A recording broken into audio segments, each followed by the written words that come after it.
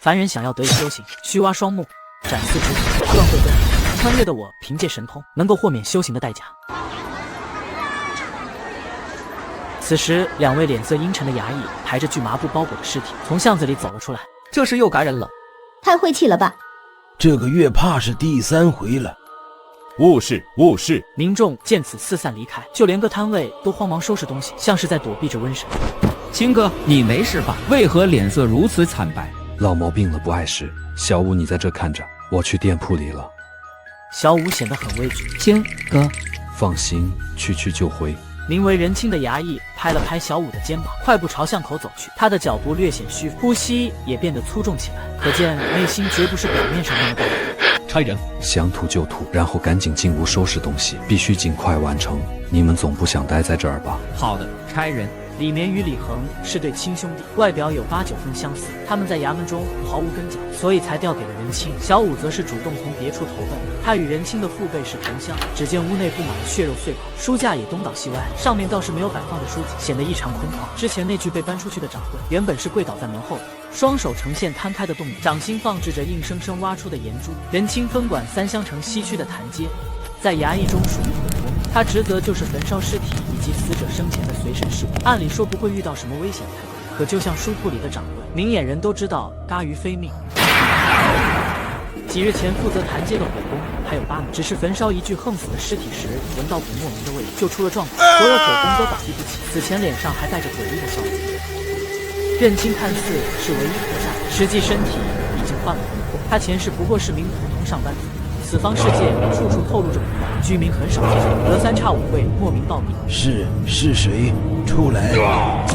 认清眼前有大量线条合作，勾勒出杂乱的图案，最后形成几段文字。人清年岁17，寿元5年113日。这个自带的神通，目前就只能查看其寿元，后面再研究吧。而且我寿元不多，必须早日找到延命的方法。一般来说，出现圣子，先由禁足前来查看，确认无事后才是我们这些鬼魂，最后是清扫血迹污秽的造诣。禁足应该是掌握了法术的修士，否则3乡城哪可能维持表面的安定，也不会每次出现暴毙就第一个到现场查看情况。也许在禁足身上能够找到延续寿元的方法。差人，书架夹缝里有本书。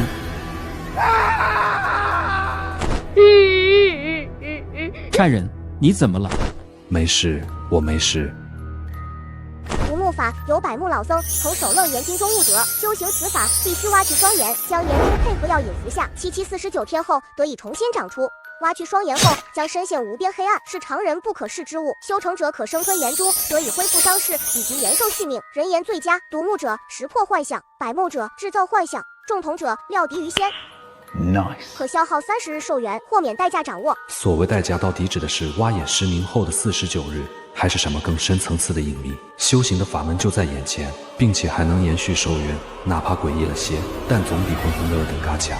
任清心念一动，30日的寿元转瞬即逝。穿越的我凭借神通，能够豁免修行的代价。消耗寿元虽然已经入门无目法，但距离掌握还需要一段时间。人清年岁17，寿元5年83日，数无目法。差人，你怎么了？刚刚气血上脑，加上风沙才导致眼睛酸痛。走吧，我们先回去。好的，差人。青哥，差人，你回来了呀？走吧，忙活了一上午，等回到衙门便可以好好休息下了。尸体都处理了吗？都处理好了，剩下的就是造力清理。好的，我们还有要事，就先走了。你们抓紧把尸体焚烧了吧。4人穿过城西区，来到了3乡城的中央，衙门的所在。3乡县属有11个功能区：禁足堂、捕快堂、火攻堂、造力堂、牢房、厨院、知县宅、仙佛祠、公审堂、练武场、司捕斋。终于到了。走吧，手下就这么点人，否则我哪需要去干粗活。你们准备开路，我去房里歇息一会儿。好的，差人。任清叮嘱了3人几句，然后便返回了厢房。任清盘腿坐在地上，激活信息流的同时闭上了眼睛。他感受到无目法的信息开始交换，然后融为一体，形成了粒虚幻的种子，长出了3片嫩芽，叶面上的花纹像是一只诡异的眼睛。当任清疑惑不解的时候，嫩芽上出现了信息形成的文字，并且还伴随注解：是否选择分支独目者，将消耗寿元1年。任清又试了下其余2种，发现百目者与独目者消耗的寿元是1年，重瞳者却是1年6个月。无目法本就极为诡异，选择分支后恐怕会出现不可控的情况，而且没有搞清楚这方世界的力量体系前，花1年的寿元冒险实在不值。而且无目法半部都是写的如何生食人言，要不是我已经掌握了无目法，恐怕会被文字影响。可见撰写此书的百目老僧有多诡异。由此可见，信息流能获取到功法隐藏的信息，比如说独目者与重瞳者，又比如书上虽然记载了生吞眼珠能恢复伤势，但增长寿元却丝毫没提，恐怕连百目老僧自己都没有意识到。对比浑身长满眼睛或是变成独眼，重瞳确实要更容易接受些，至少勉强算是正常的范围。不知不觉，任清已经研究了1晚上，也已经开始习惯这诡异的生活。清哥，我见你没吃饭，特地给你留了。我有事离开一趟，应该过不了多久便会回来。哪位好心人，给一些吃食吧，我已经有好几天没有吃饭了。多谢差爷，差爷长命百岁。陈二狗，年岁28，寿元13年，数神族经残。神族经由天蚕道人创出，修炼此法需要在骨骼生长的年幼之时，将双腿连根切掉，困于菜缸中，喂食特定药引，3年不死可长出神族。原来之前在街上看到的乞丐，大部分腿部都有残疾，而且比正常人的腿足足粗壮了1倍，并且皮肤长满了脓包，都是因为修炼神族经所致。如果世间的功法都是这般诡异莫名，那么资质要求根本就不高，而人命又值几个钱。原来是阿青，有几日没见了，还以为你出了事情。嗨，瞧我这张破嘴，今日多给你个2两肉。张大哥，我最近晚上行路看不清，能找你讨些猪眼用来明目吗？没问题，你想要的话，今后我都帮你留着。阿青，你要是前段10日来，恐怕我这里还真的拿不出猪眼。有人特地花银钱来买猪眼，你说怪不怪？张大哥，把零散的猪眼给我就行，不必特地去挖坏了猪头的品相。还有，我来你这拿猪眼可别告诉他人。现在猪眼买好了，也不知道能不能代替人眼。还有将无目法传给书铺掌柜的人还在3乡镇，而且已经开始生食人眼。阿青，猪眼给你装好了，银钱就不用了。怎么可以？张大哥见外了，这是银钱，张大哥收好。任清取出些碎钱硬塞到了张屠户的手里，并且有意无意地碰了下对方。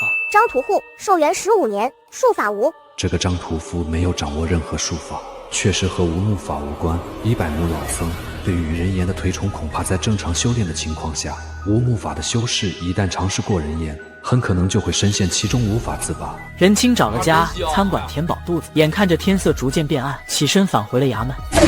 任清盘腿而坐，闭眼陷入冥想。看来走了捷径也是有弊端的，迟迟无法进入修行的状态啊。通常情况下，吞下眼珠后的49天会无时无刻不经历黑暗，此后观想再容易不过了。任清却截然相反，他掌握无目法的过程极为短暂，以至于找不到方向，而且心情越是焦急，便越是容易影响状态。干脆先试试猪眼延寿续命的效果，说不定能找到契机。任清借着窗外透进来的月光，端详着晶莹剔透的猪眼，随即犹豫了片刻后，直接扔到了嘴里，脸色涨得通红。猪眼在腹中化为热气，很快就弥漫到了全身各处，舒爽的感觉涌上心头。差人，怎么了？差人，尸体活了。什么尸体？哪具？就是少武带来的那具，而且其余尸体也有些不对劲了。书铺掌柜的尸体毫无征兆地起身离开了停尸屋，几步就消失在黑夜里。小武，你跟我去找那具尸体，李绵、李恒，你们就在这里看着，切记莫要轻举妄动。小武，还行吗？没事的，青哥。那就跟我走。两人沿着血迹东拐西拐，火攻堂的位置已经够偏僻，没想到尸体指引的方向更加偏僻。这里是衙门西区的外墙，青哥，青哥怎么办？任清围着尸体转了几圈，丝毫没有发现什么异样，用手臂推了下，就松松垮垮地倒在地上。任清瞥了一眼尸体面朝的方向，难不成是暗中猎食的百目者使得尸体出现暴动？抬回去再说。任清悄然吃下猪眼，以此来应对接下来的危险局面。猪眼快速被消化，任清头顶有热气冒出，他与小武一前一后抬着尸体，两人顺着原路朝火攻堂而去。刚走过一半的路程，尸体又出现异动了。青哥，尸体搭在你肩膀上了。天快亮了，我们抓紧回火供堂，不能让他们发现尸体不见了。好的呢。开路，赶紧把尸体烧掉，这具尸体留不得。好的，差人。这几天我们4人辛苦些，轮流休息，把停尸屋的尸体处理干净。任清想起尸体留下的血迹，虽然路径较为偏僻，但以防万一，还是去遮掩下比较好。你们在火炉旁看着，记得留心停尸屋。任清小心翼翼地沿着血迹，用沙土盖住痕迹。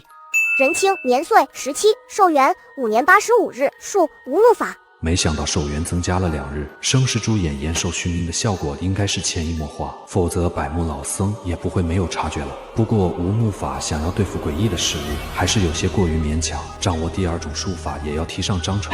突然间，任清敏锐察觉到恐怖的气息，就像被猎食的凶兽盯上，本就是弓着身子，连忙顺势趴到了地上，然后用余光环顾四周。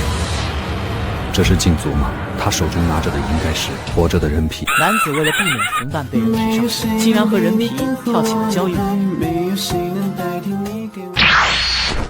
总算走了，现在血迹也已经处理，赶紧回去了。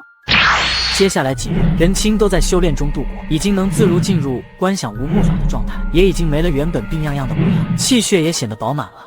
现在去衙门内的演武场看看，就算不能找到术法的线索，学习下防身的外功也好。差人，县令下令召集衙役去公审堂。知道了。现在县令下令召集衙役，应该不是半夜搬尸体东窗事发，如此大的阵仗，多少与诡异沾点边。任清来到公审堂，就暗中开始观察这里的情况。他们的年纪普遍在30岁以上，唯独我连20不到。长话短说，你们应该多多少少了解东区监牢的事情吧？里面已经成了禁区，等禁足处理完毕后，你们便要负责清理监牢，每接触5人，找些机灵点的。众人纷纷点头。看来谭街的4人肯定逃不过了。监牢为何值得衙门如此兴师动众？还有所谓的禁区到底是什么？难不成设计鬼神？等到了牢里后，切记不得露出身上任何皮肤，并且要将里面清扫干净，不能留下丝毫碎屑。都回去准备吧，让去的衙役交代一下后事。打扰了，监牢里到底发生了什么？哦，怪不得不知道，原来是谭街的那座监牢在衙门的东区，说是里面犯人因为自相残杀全是尸体，可这几天已经进去2批衙役了，东区那边人手不够，只能由我们来了。那何为禁区？如果出现大规模莫名惨死的情况，便是禁区。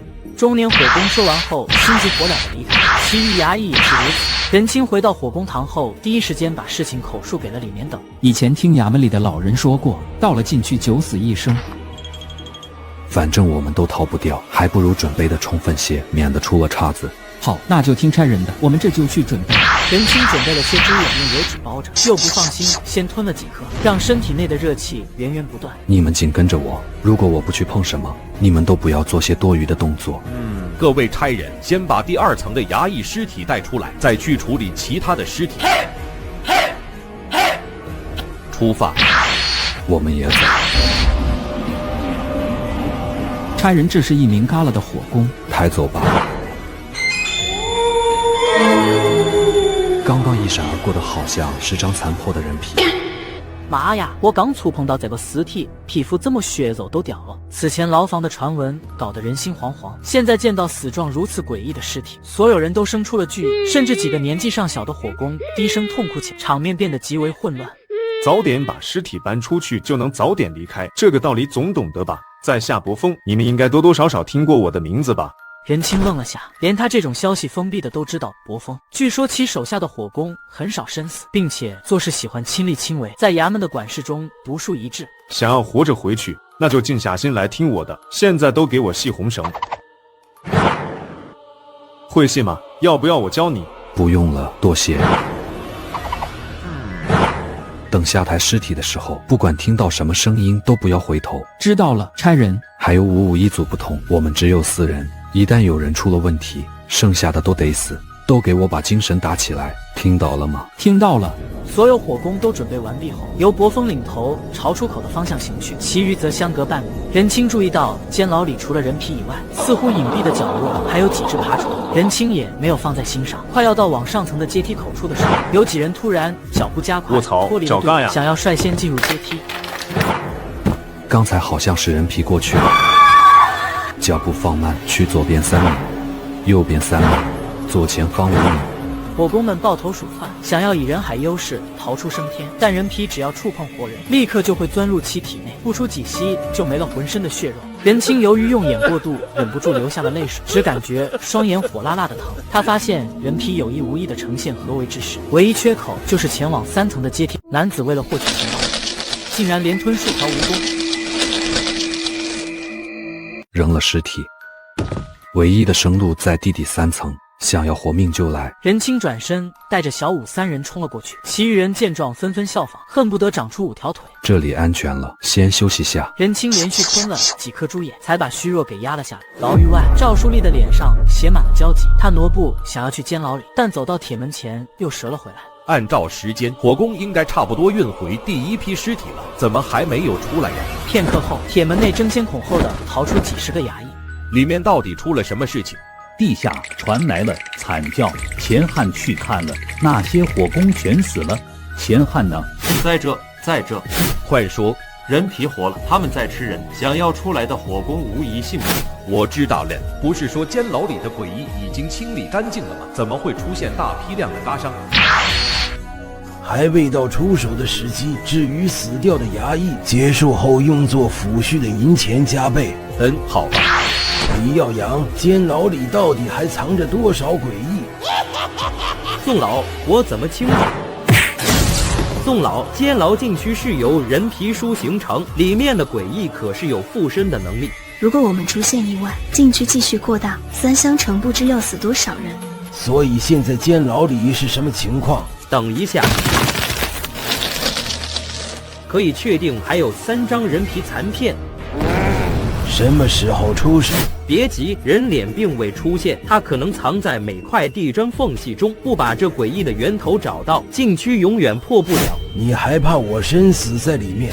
那倒不是，但就怕宋老你失手大开杀戒。白姑娘，你可千万不要拔剑，以免伤及无辜了。原来我的剑术这么强吗？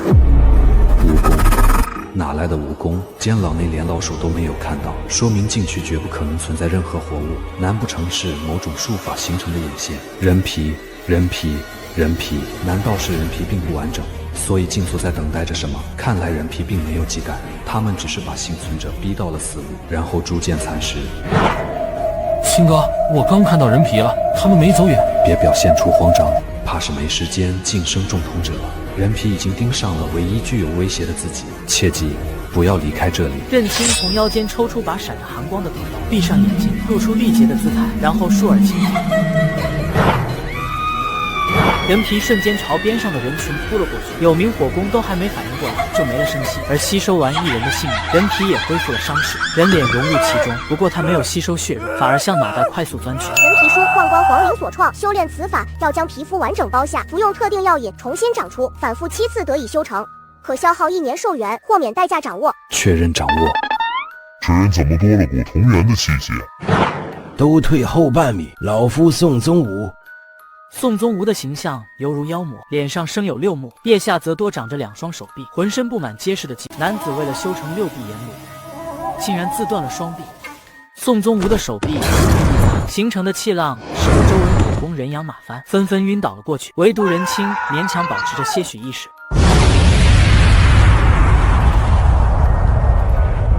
真以为能奈我何？正在这时，成百上千的蜈蚣从过道外涌来，将任清在内的所有人围在中间。宋老，人皮残片都已经取得，只剩下这张人脸了。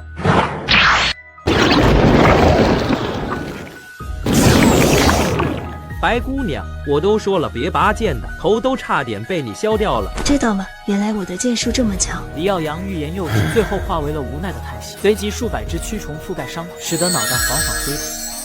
宋老，你看此处禁区危险性虽然不高，但还是很棘手的。人皮书形成的诡异，如果不是肉眼看到，根本就无法察觉。小心谨慎没错的，回来吧。我会用石脑虫模糊这些火攻的部分记忆，虽然还会勉强记得，但至少不会因此疯掉。还有那几具被吃空了的尸体，着实有趣。随便你处理吧。此时任清已经没有大碍，他先是查看了自己的信息。任清，年岁17，寿元4年9时3日，属无木法，人皮书。掌握人皮书怎么直接少了1年的寿元？明明无木法只消耗了30天，难不成与豁免的代价有关？任清的脑海里又长出了一颗新的内眼，在一时轻轻触碰后，人皮书的分支出现在眼前。剥皮者，剥皮待死；炼皮者，以炼皮；畜牧者，以人畜牧。任清简单查看下后，便取消了信息流。不过他也不敢睁开眼睛，只得假意昏迷了过去，免得引起禁足的注意。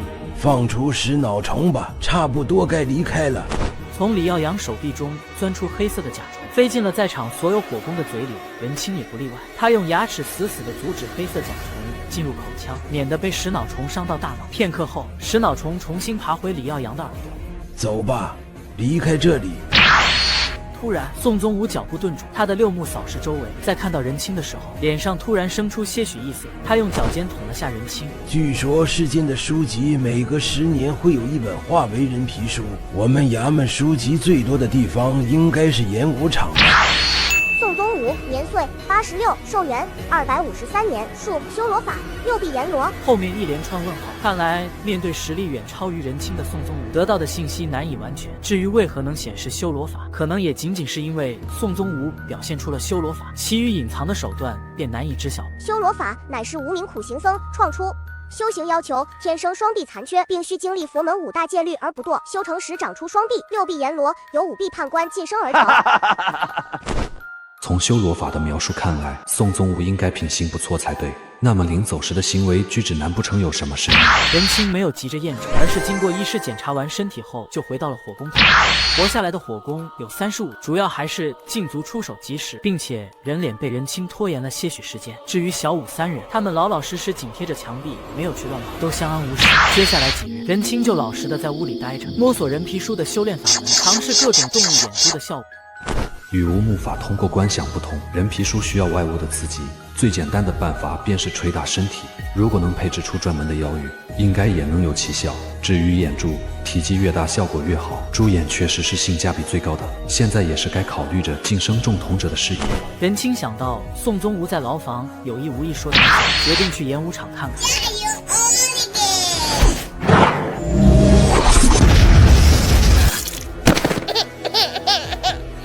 任清看了几眼就觉得无趣，他走向演武场边的舞，里面收录了不少打磨身体的武功，不过只有衙役才能学。男子生吞鬼异物，竟然是为了走捷径。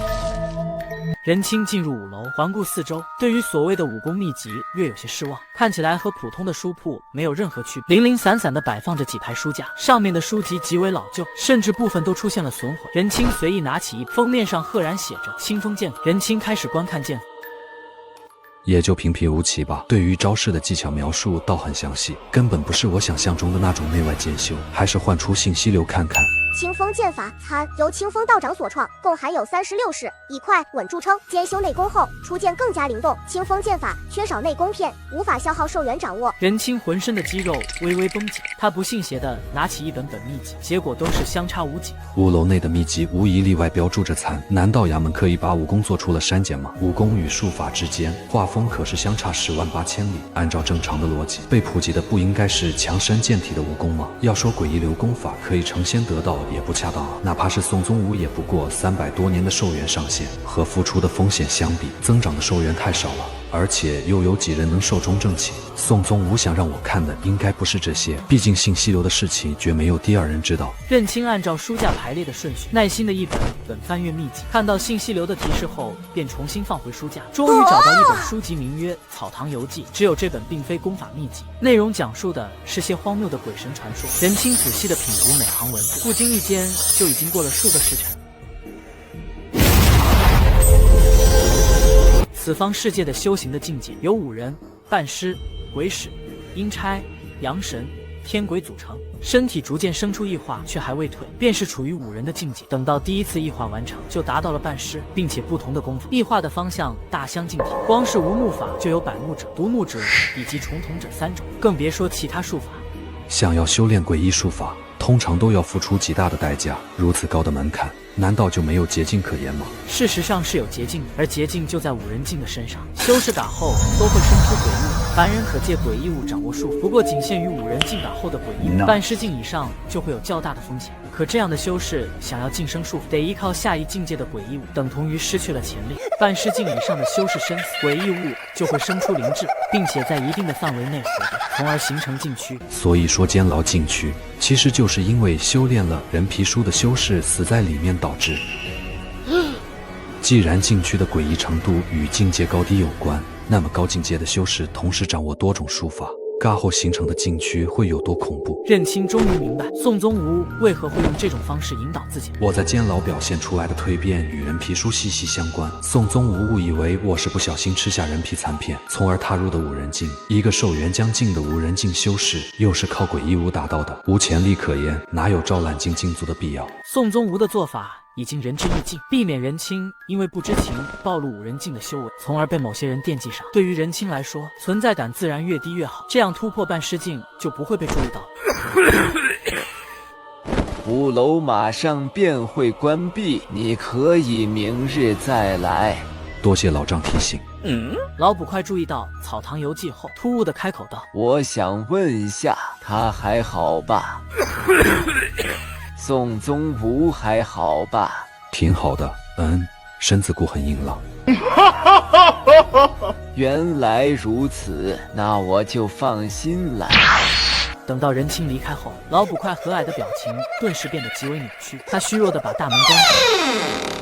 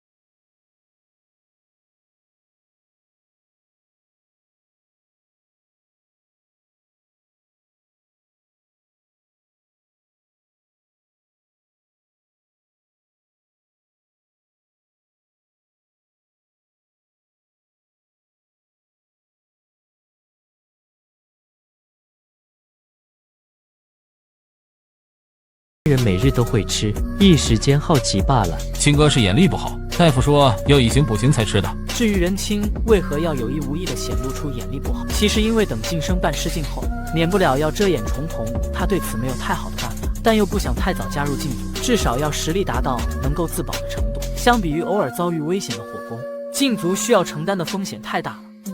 现在城外禁区的数量应该有不少。那些被调离三乡城的核心街火攻，说是什么村庄闹瘟疫，其实很可能与禁区有关，恐怕凶多吉少了。如此平静地过去了几日，任清都在修炼的皮书和无木法中度过，也找到了如何遮掩双眼的一环，就是通过眯起眼睛挡住部分眼部，连小五都没有注意到。现在就去备一些新鲜的助眼，就此开始晋升重瞳者。张大哥，你怎么如此消瘦？这几天不知为何，只要睁眼时间一长，就会生出刺痛感。阿青，我去过几家医馆了，可依旧没有什么用处。任清听闻后心头一惊，他发现张屠夫眨眼的频率极快，并且眼球有了微微的突出。张大哥，我帮你看看吧。也许。任清用手指按压眼皮，张屠夫额头顿时生出了细密的冷汗，彪形大汉忍不住挨起来。任清面带疑惑，信息流显示的也没有任何异样。不对，张屠夫明明还有15年的寿元，现在足足少了3年，绝不可能是突生顽疾。毕竟就算眼疾瞎掉，对于寿元的影响也不大，不可能减少这么多。怎么了，阿青？是不是太严重了？没事的，应该是手上沾到斩肉时的血污，导致眼睛生出脏病。好好休息下就行了。百目者销声匿迹了几天，恐怕已经回到了西区，准备解决掉打过交道的张屠户，免得露出马脚。那就好，担惊受怕了这么久，我连吃酒都不香了。任清意识到百目者很可能在暗中观察肉铺，便没有继续询问张屠夫，生怕对方起了杀心。任清为了不引起注意，干脆买下了几个猪头。任清离开肉铺后，他越想越觉得不对劲，伯峰的一句话不断在脑海中回荡，忍不住细思极恐。我狗的切口太平整了，根本就不像利器割开的，反倒是像脑袋自己长腿跑。重瞳本是无主，何须再借他人？难不成我陷入了误区？尸体之所以无头，不是因为百目者小心谨慎，而是对方能够让死者脑袋主动脱离身体，都是修行无目法，所以必须除去百目者，否则早晚会找上自己的。任清回到了火工厂，他将猪眼挖出后，剩下的猪头肉交给了国风处理，然后专门去了趟赵书立那儿打探消息。任清，你为何会对无头案如此关心？赵大人，你没发现除了西区以外，各区的无头案频发吗？昨天听伯峰说起这案子，我感觉总会轮到西区的，先做准备吧。你放心，禁足已经插手了无头案，那凶人逃不掉的。以防万一，以防万一。根据赵书立这里的无头案的卷宗所示，已经初步勘察到信息。根据捕快的走访，死者生前的几日都不约而同地突出眼疾，接着恶化到脑袋剧痛。按照这些修士的尿性，很可能会用张屠夫来引出百目者。任清与赵书立闲聊几句后，便返回了火工厂。还是尽快成就重瞳，才能从三乡城的人海中找到百目者。就让我看看黑暗中的存在到底是什么。熟悉的黑暗笼罩周身，怪声从四面八方传来。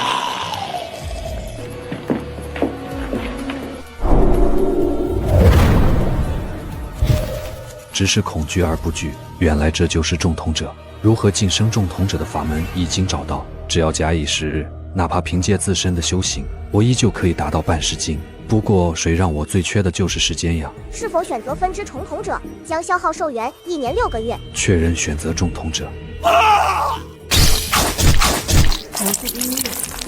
殊不知任清已经被抽干了血液，化为具干瘪的尸体。任清的意识依旧清晰，他不由得生出恐惧，好似处于无穷无尽的虚空。不知过去了多久，单调的黑暗中多出了一点红光，红光开始延伸，勾勒出一根根的线体，仿佛在凭空作画，最后形成眼睛。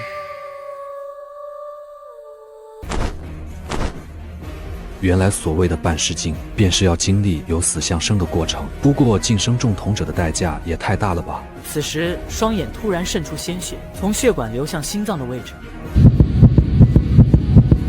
任清已经停止的心脏开始跳动，并且频率越来越快，带动着五脏六复苏了起来，肌肉也变得饱满，并且更加韧性，皮肤也恢复了光泽，甚至连疤痕都消失不见了。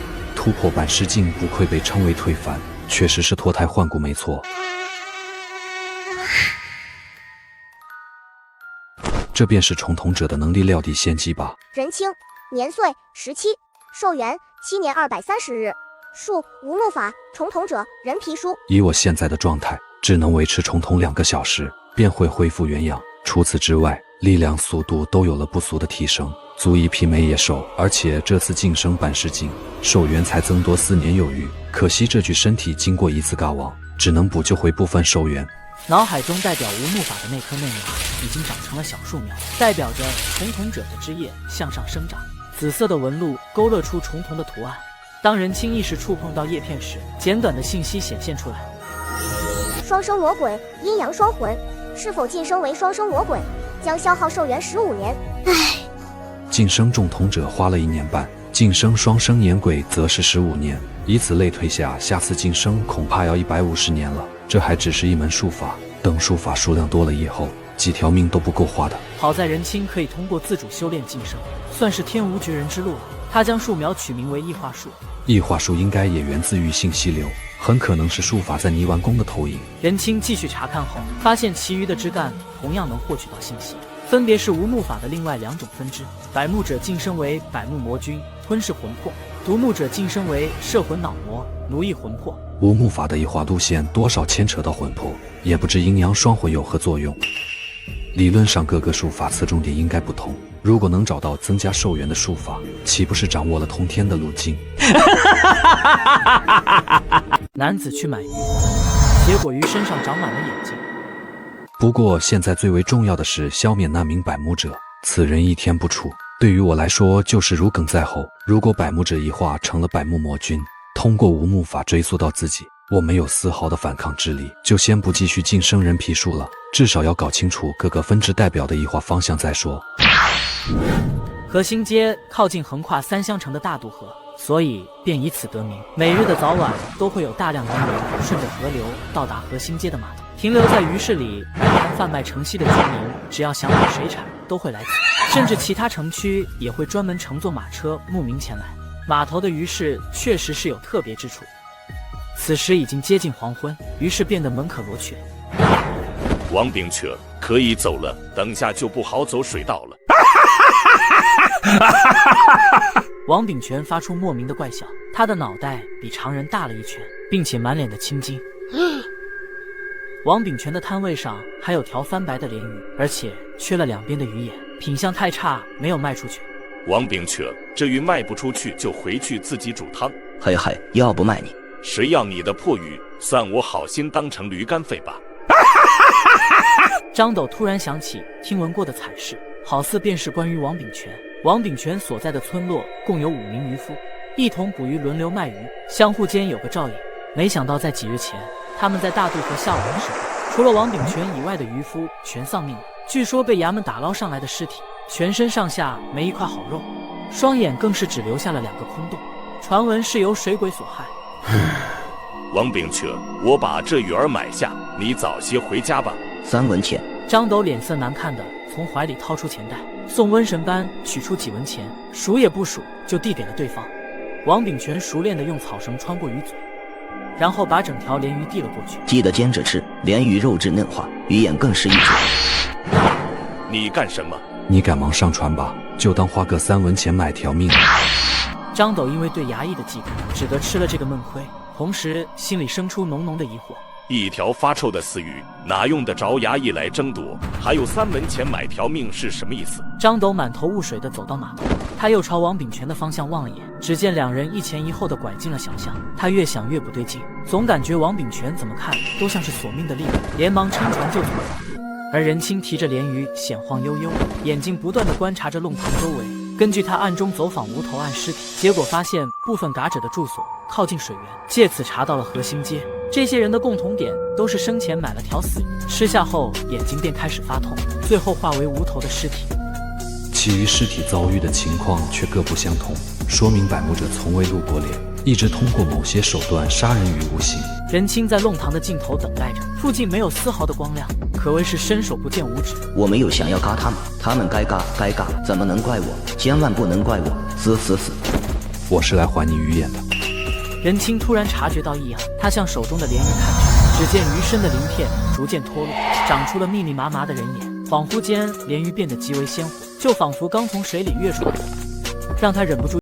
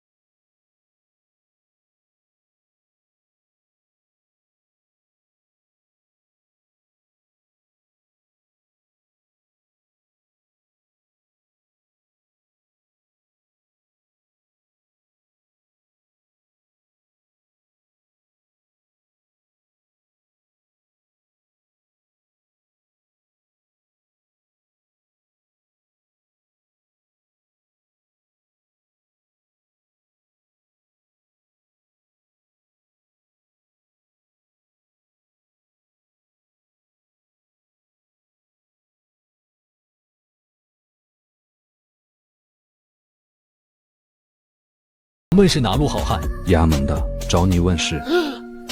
大人可是禁足？大人，我可未曾犯事，而且和倪慧最近。你手里的是什么？不是我杀的。陆平脸色惨白，浑身一激灵，将人头掉在地上。在人青带来的恐怖威胁中，他顾不上那么多了。皮肤蠕动间，额头多了几只眼睛。人青想起从书铺搜到的无目法，看来并不是凑巧。那名百目者在有意识地散播。百目者控制部分修士为自己收集人眼，剩下的都是转移禁足视线的弃子罢了。搞不好百目者从头到尾未曾现身，利用术法就搅动着全城一滩浑水。出现的那些无头案，至少有小半是修炼了无目法的人所为，虚虚实实难以理清。这样一来，哪怕有禁足插手其中，百目者也可以轻易的脱身。你是怎么把人眼交给他的？早知道就不碰那本术法了，搞得深陷其中，现在还被禁足盯上了。不知道，我只是每隔3天来此处一趟，然后将人眼放置于窗台上，自会用鸟类叼走的。要是不这么做，身体的异化就会完全失控。看来百目者为了隐藏身份，并没有在3香城布下眼线，那么张屠夫的事情就比较好解决了。我算是较为收敛的了，那些家伙……话还未说完，他见到人青现身于月光下，立刻闭上了嘴巴，并且表情变得极为难看。本以为是联合你会大人物心生忌惮的禁足，却没想到只是衙役，而且看样子连捕快都不算。什么时候衙役管得这么宽了？不好意思，取你性命一用。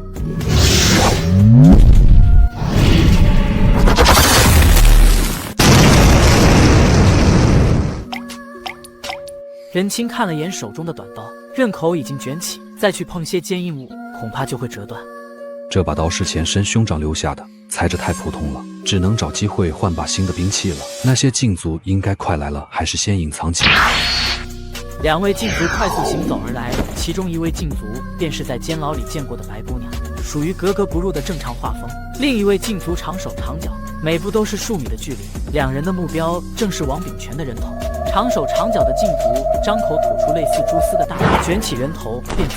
唯有白姑娘脸色平淡地看了眼人青所在。男子如此老六行为，竟然是为了跟踪一乞丐。等2人离开后，任青才从隐蔽处出来。任青离开了城南，路上明显能感觉到不太平，恐怕衙门经过几天的调查，开始对那些无目法的修士下手了。百目者应该早有预料，他怕是已经凑够了所需的人眼，短时间内会选择避避风头。任青没有急着返回火工堂，而是径直来到了张屠夫的肉铺。屠夫虽然已经关了店铺，但作为住处的里屋还是灯火通明，能够听到里面传来的打呼声。百目者可以利用某种手段，将眼睛放置于昆虫或是动物的身上，借此远程杀人。如此手段明显超过了百目者的能力范畴。同样是无目法的分支，重瞳者消耗的寿元还多了半年，为何威力会相差这么大？人青开启了重瞳的状态，周围的一切事物映入眼帘。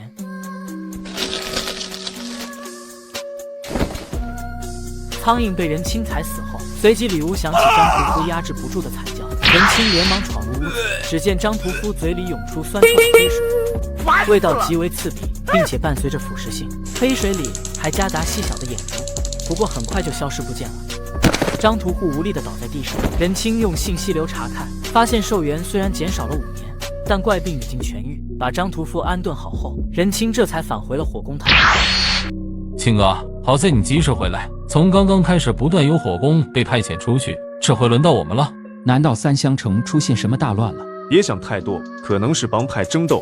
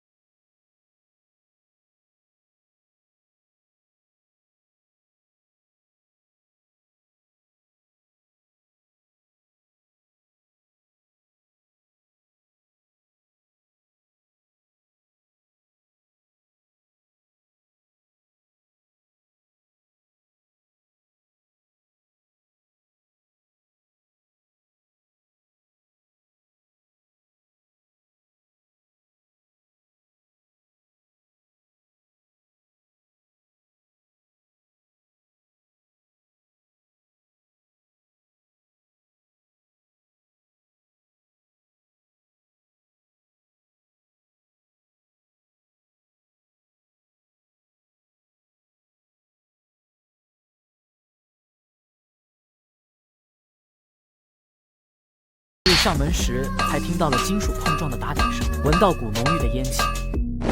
还是个差爷，你如果要买兵器，可以去那边的墙面看看。不了，我准备了图纸来定制锻造的道具。你这是什么意思？难不成世间还有我不会锻造的兵器？留个你自己看看吧。这是什么兵器？大苗刀，因刀深入禾苗，而故名苗刀。以你的身材有些不合适，缩短1尺吧。我年岁才17。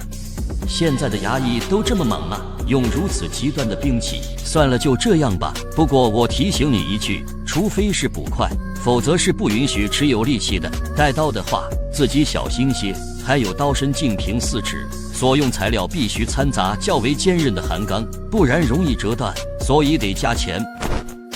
够了，7日后来取刀吧。急什么急？你这所谓的大苗刀，我在三乡城没看人用过。那你平日里是怎么练刀的？刀这玩意还需要练吗？你再等我会儿。这种兵器必须得尽快让身体适应，否则用真刀练习时容易伤到自身。此乃铁木，短时间内当兵器用也可以了。不过你这大苗刀确实并非易造，但灵活运用有些难。刘哥，我来试试。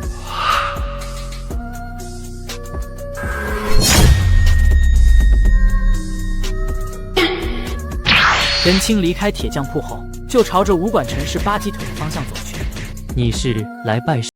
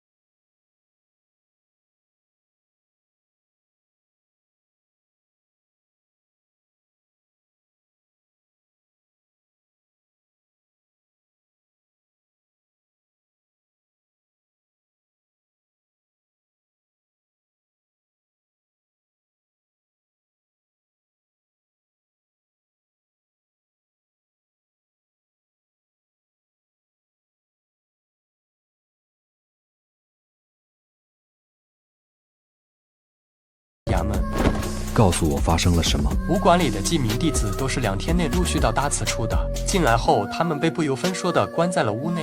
陈丽花每天会拖走3、4人，都是在饭点时，我偶尔听见外面武馆弟子谈论他们吃嘎肉，还说嘎肉香甜可口。妖魔横行，修士奉诡异为天道。难道你们没有想过逃出去吗？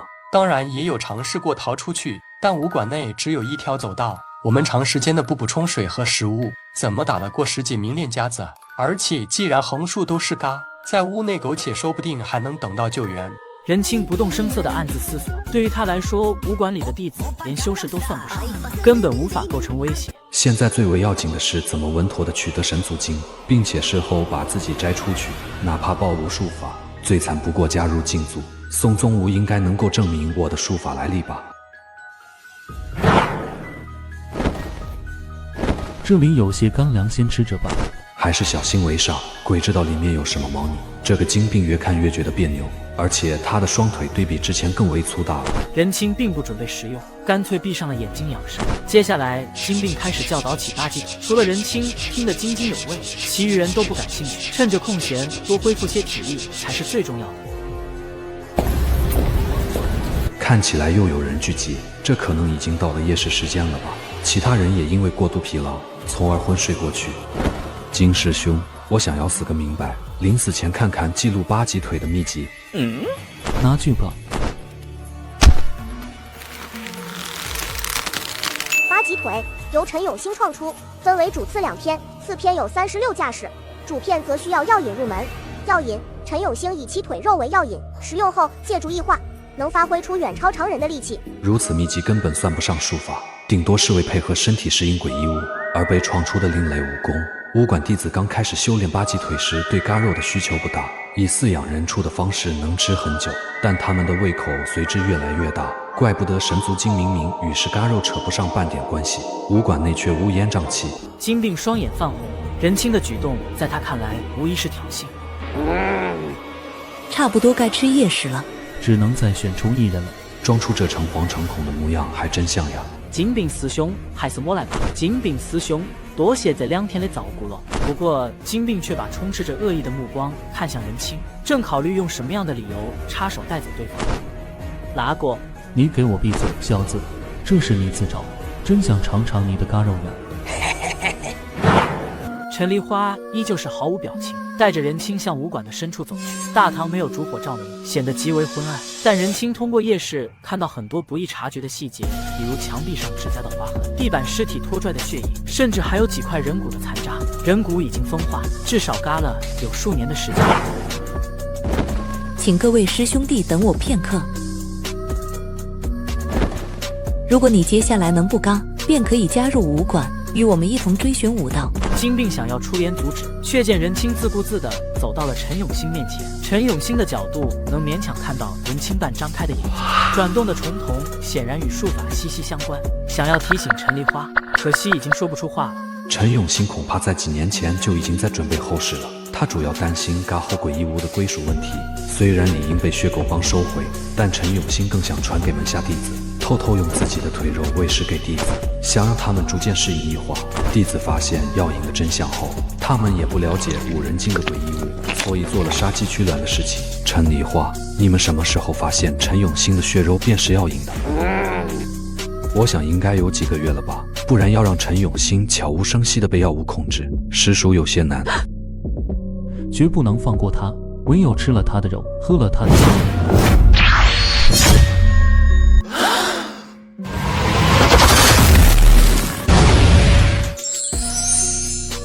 神族经由天蚕道人创出，修炼此法需要在骨骼生长的年幼之时，将双腿连根切掉，混于菜缸中喂食特定药引，3年不死可长出神族。每日服用狼、象、豹的兽血，能够加速修行，但身体会逐渐被侵蚀，从而完全兽化。此时所有的武馆弟子都加入到围剿人清的行列，他们完全失去了人性，犹如一只只野兽。这便是神族经的弊端。豹族者机敏无声，象族者势大力沉，狼族者步行千里，可消耗30日寿元，豁免代价掌握。本以为消耗的寿元会更多，没想到竟然相同。看来只有半世境以上的诡异物掌握术法，消耗的寿元才会大幅度增加。人清年岁17，寿元7年227日。术无木法重瞳人皮书神族经。就先放过你们，此次我也不好过多出手，免得现场遗留的痕迹过多，被那些禁族发现。现在神族经已经通过信息流掌握，这个诡异物就留给你们了。不好，双腿要异化了。不过任清凭借着半失禁的修为，强行忍耐住了双腿的异化，直接破门而出。此时被任清震惊的武馆弟子逐渐清醒过来，扑向了陈永兴的尸体，仿佛化为了野兽，疯狂地撕咬着。很快，尸体就变得面目全非，其中就包括女儿陈丽花。神族精的诡异物也被他们其中的一人吃掉，吃掉诡异物的一人也开始吞噬其他人。他们疯了，快走，否则来不及了。快走，想活还是想死啊？你还在这里发呆？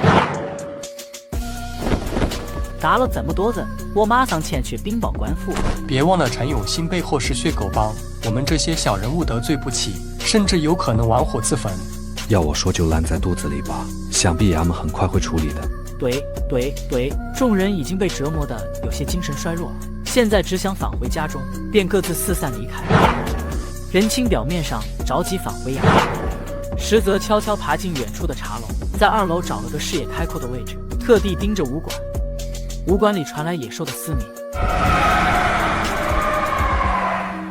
附近的几户人家一阵鸡飞狗跳。如此动静下，血狗帮的反应也是极快。这人怕是有2米高吧，并且双腿远超常人的粗壮，异化方向应该是向族者。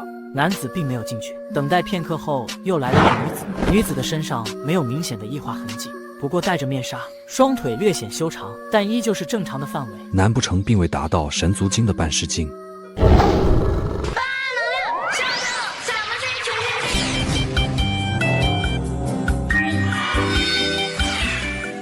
此时，从武馆的大门里冲出一头畸形的野兽，它浑身毛发血淋淋的，脸部依稀能看出扭曲的五官。野兽与豹女缠斗到了一起，但是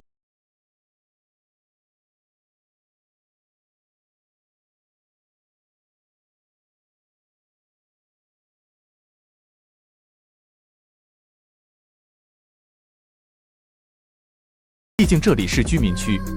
那我们就走吧，剩下的就留给衙门的擦屁股。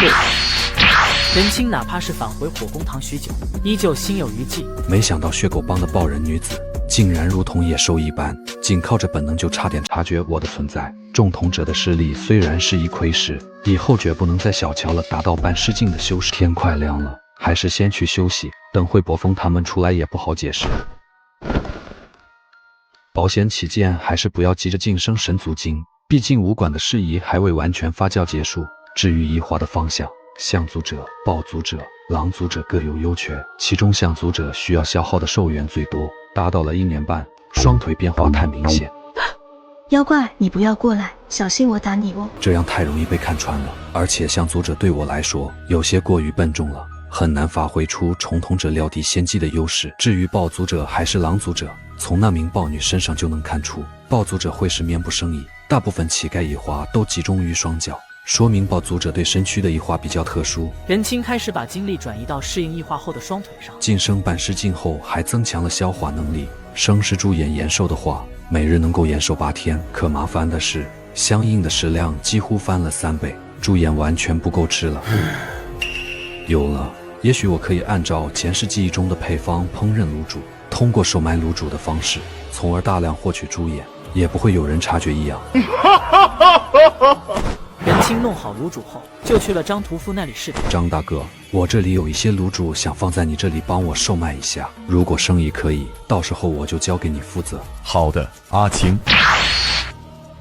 好吃的卤煮，好吃的卤煮，不好吃不要钱，快来买！阿青，你可真有头脑，原本一些卖不出去的下水，现在供不应求，几文钱就能吃碗猪下水，肯定会深受穷苦人家的喜爱，而且对于张大哥算是无本买卖了。确实是这个道理，就是生意有些太好了，现在连城南的苦力都会前来，卤煮不够卖了。要么张大哥你去别的肉铺购买猪下水，这样才可以保证卤煮的供应。有道理啊，但难免会受到同行的嫉妒，到时候寸步难行。张大哥，如果有人上门询问合作的机会，你也别急着拒绝，一锅汤喝不完的。好的，阿青。任清看时机已经成熟，便将心里的想法全盘托出，还告知给张屠夫其中的风险。这么多天了，我的刀应该锻造好了吧？是时候去铁匠铺看看了。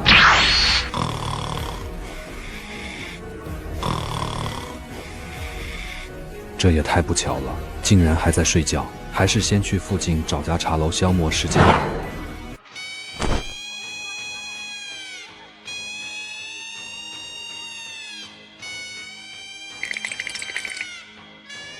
这些难不成是核心街的火攻？你听说了吗？衙门调遣了9名火攻去处理瘟疫，竟然只活下来了3人。那这个瘟疫不会蔓延到3乡城吧？希望不会吧。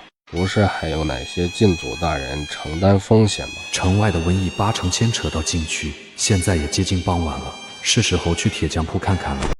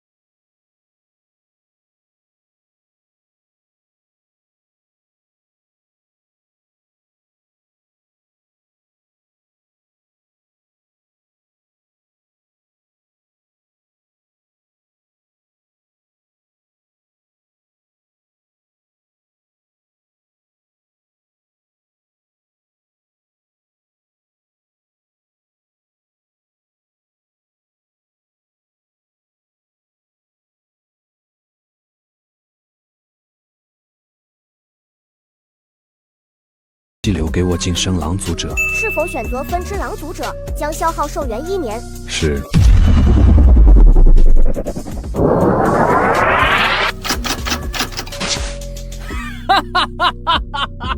好在有惊无险，狼人化只维持在腿部，不会延至全身。术无木法，重统者神族经，狼族者人皮书。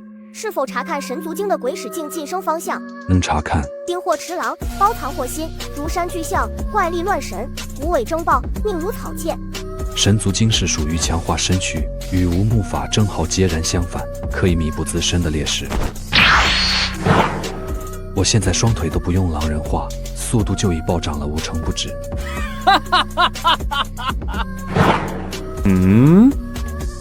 核心街火攻的幸存者到底是几人？是1人吗？明日还是去司卜斋一趟。波峰，现在司卜斋是什么情况？司卜斋在衙门内处于封闭的状态，里面关押着不少人，衙役没有命令是不允许靠近的，主要是临时关押着犯事等待审理的衙役，又或者像是核心街的火攻那般临时禁闭，不过我也没有进去过。任清和伯峰告别后，就离开了火攻堂，前往了司捕斋。没想到司捕斋外表看上去较为平常，但衙门对此的看管却极为严谨，光是入口处足有4位捕快巡逻，看来只有翻墙进去了。不过这是我输呀，前世读书的时候没少干。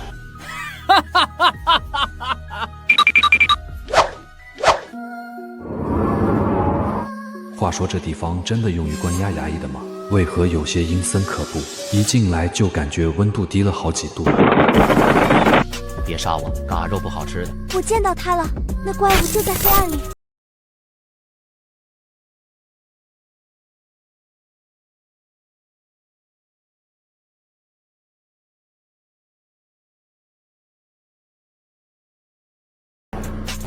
兄弟，不知我什么时候能出去？没个期限太熬人了，而且城外与瘟疫又没什么关系的。看来是一人没错，难道自己的顾虑是多疑了？任清压低喉咙开口说道：现在衙门管得严，想要短时间内出去不现实，但有啥需求可以和我说。你是新来司捕斋的吧？我第一次听到你的声音。确实是第一次来，应该没有冒犯你吧？当然没有，不过这里到了夜晚实在寒冷，劳烦兄弟多帮我取些棉被，多谢。任清与他聊了大概10数分钟，几次想要从中套话，但这位年长的火攻口风极紧。不过提到关于城外的瘟疫，他的语气免不了充斥着恐惧，甚至变得支支吾吾。没办法了，还是先离开司捕斋吧，至少确定了并未出现什么诡异现象。男子被猪脚嘎后，变成了猪脚的样子，想取而代之。到底是几人？我明明记得不止一人呀，不会最后这一人也会被抹去吧？如果造成衙门大规模的嘎伤，很可能会使得三乡城无法维持表面上的安定，我也难以独善其身，必须用一个稳妥的方式将司捕斋的事情告知给禁足。好像只有宋宗无靠得住了。从修罗法的描述能侧面看出，修行者必须品行不错。信息流帮我查看一下修罗法。修罗法乃是无名苦行僧创出，修行要求天生双臂残缺，并需经历佛门5大戒律而不堕，修成时长出双臂。无名苦行僧，佛门5大戒律，估计宋宗无就是僧人出身，衙门类似的地方就只有仙佛祠了，还是先去仙佛祠看看。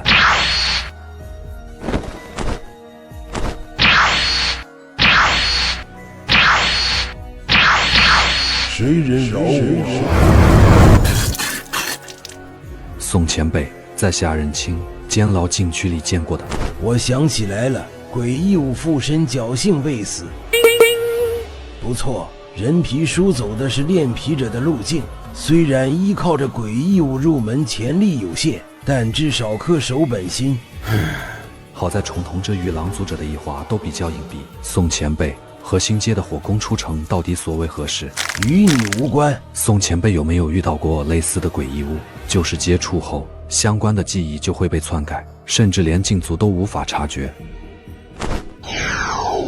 宋前辈你，我掌握了谛听术，世间就算有能瞒得过我的谎话，但也绝不是你小子。先去司捕斋再说。宋宗吾的话音刚落，任清注意到信息流有了些许变化。宋宗吾年岁86，寿元253年，术修罗法4臂阎罗，谛听术6目折玉。谛听术铭刻于地兽谛听的库部旗下，由无名苦行僧取得。修炼此法需要在年60断绝眼耳口鼻生5时，悟出第60意识后修成。6目折玉由4目窥焰晋升而成。宋前辈，我就不去了吧。司捕斋内的房间足有上百，既然要确认情况，难道让我一间间找过去？宋前辈，这里是不是某种诡异物的作用，或者禁区？先通知其余禁足，具体还要进去看过。难道这是用作联系的阴间法器？这是血星，共有36颗，一定范围内的持有者都能。不好，来不及了，最后一名火攻的记忆也在模糊。别嘎我，别嘎我！我说你答，和禁区有无关系？是。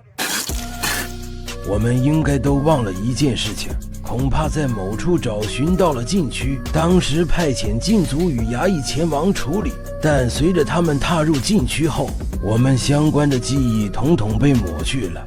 通常火光是不会进入禁区，可他们依旧受到了影响，甚至连自身都在悄无声息间消失。宋前辈，那么为何会有火攻返回三乡城？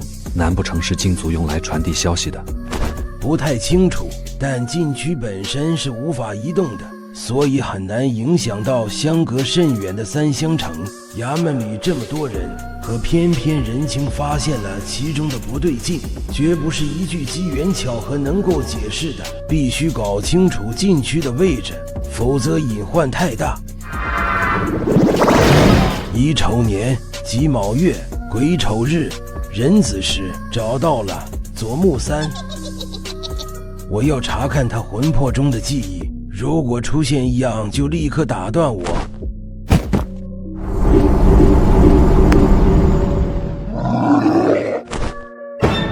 不好，禁区要阻止宋中武读取记忆。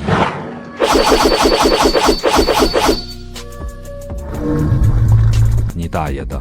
那禁区到底掌握着什么样的术法？为何组合在一起如此的诡异？哼，这次应该不能复原了吧？哼！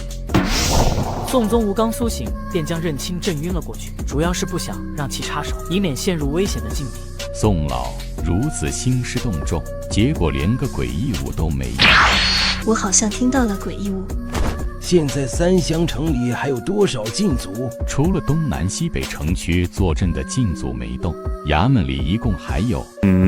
数量不对，有7人被困在了禁区里。过去了多久？至少1个月。是不是可以准备收尸了？先把禁区附近封锁起来，再找机会将里面核心的诡异物取出，否则后果不堪设想。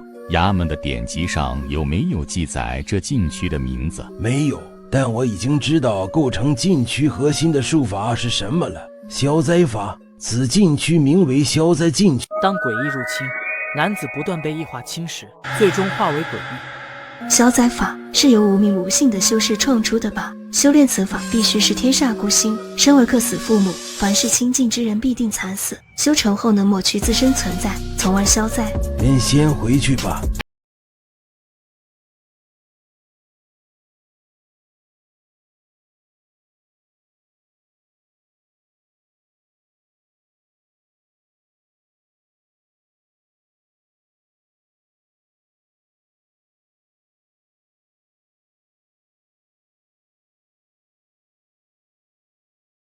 以外，应该还掌握了其他术法吧？可有达到半师的程度？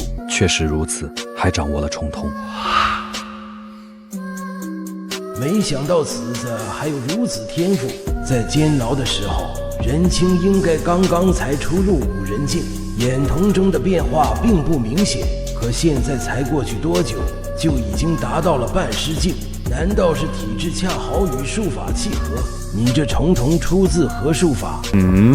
连宋宗武都认不出重瞳，说明修炼无目法的人并不多，甚至连重瞳者的异化方向都是前所未有的。我也不清楚，机缘巧合得到的无名术法。你的运气不错，术法突破的时候很可能会遭遇结束，其中蕴含着大恐怖。据说是初代术法的开创者无形中的影响，越是境界越高，突破时便越是要小心。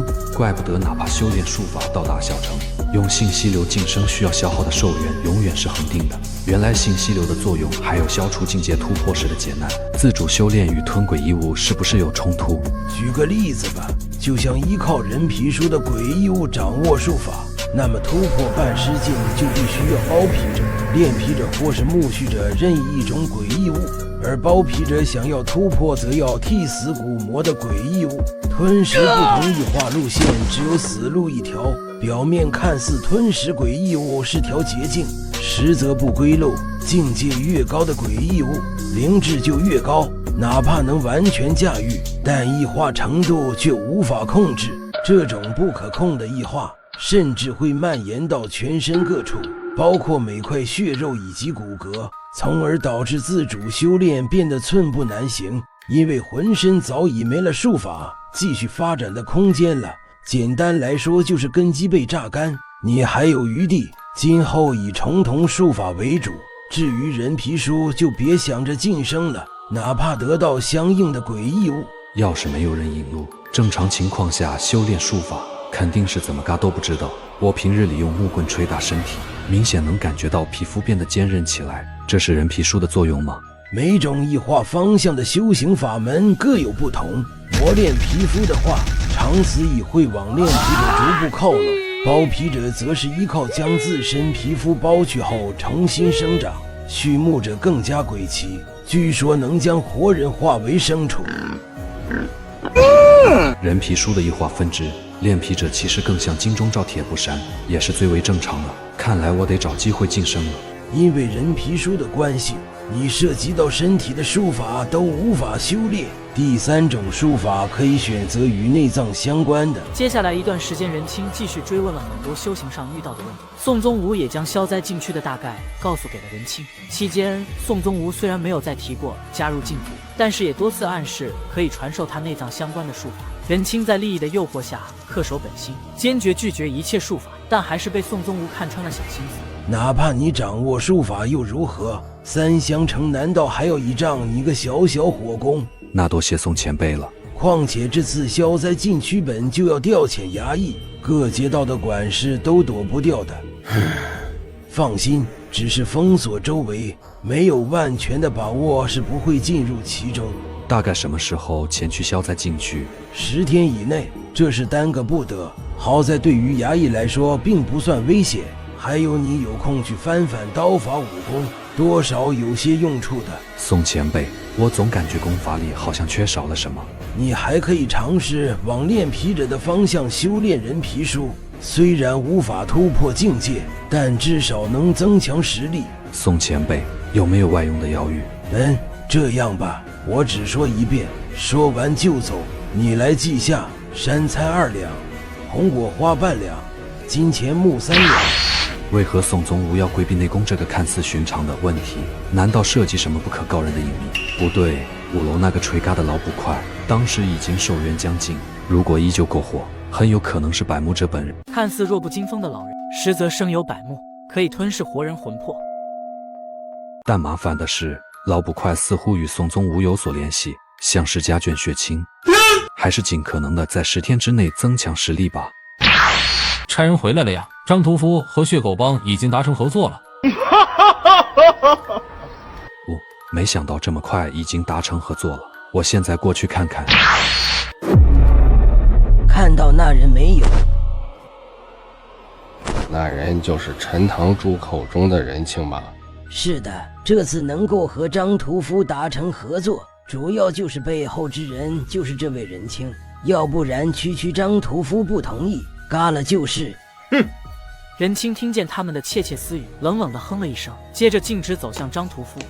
阿青，我已经和柴狗堂的堂主陈奔完成对接了，我的要求都答应了，甚至还额外给了一笔不菲的银钱给你吧。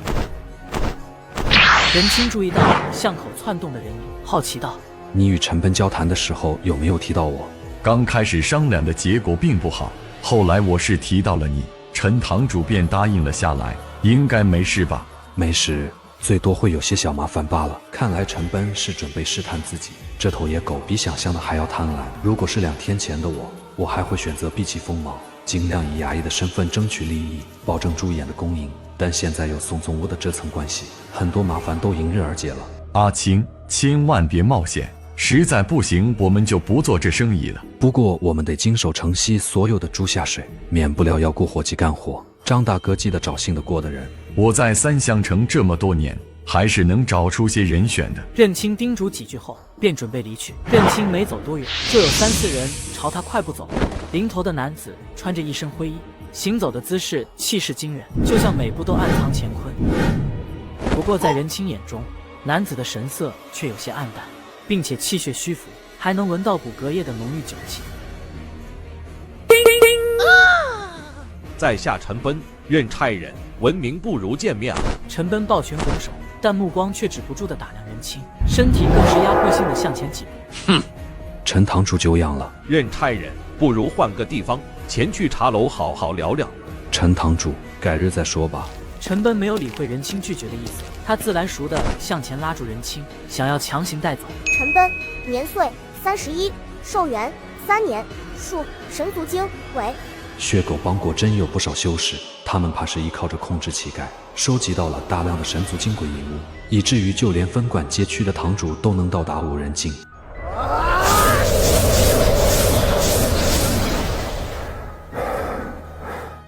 任差人多有得罪了，改日定当登门赔礼。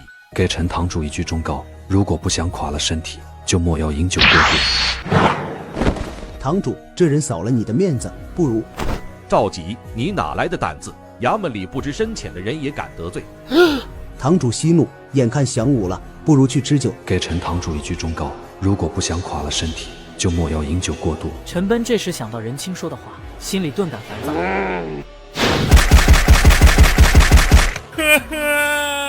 吃，就知道吃。把谭街东角铺子的房契给屠夫张大嘴送去，就说专门用来存放猪下水。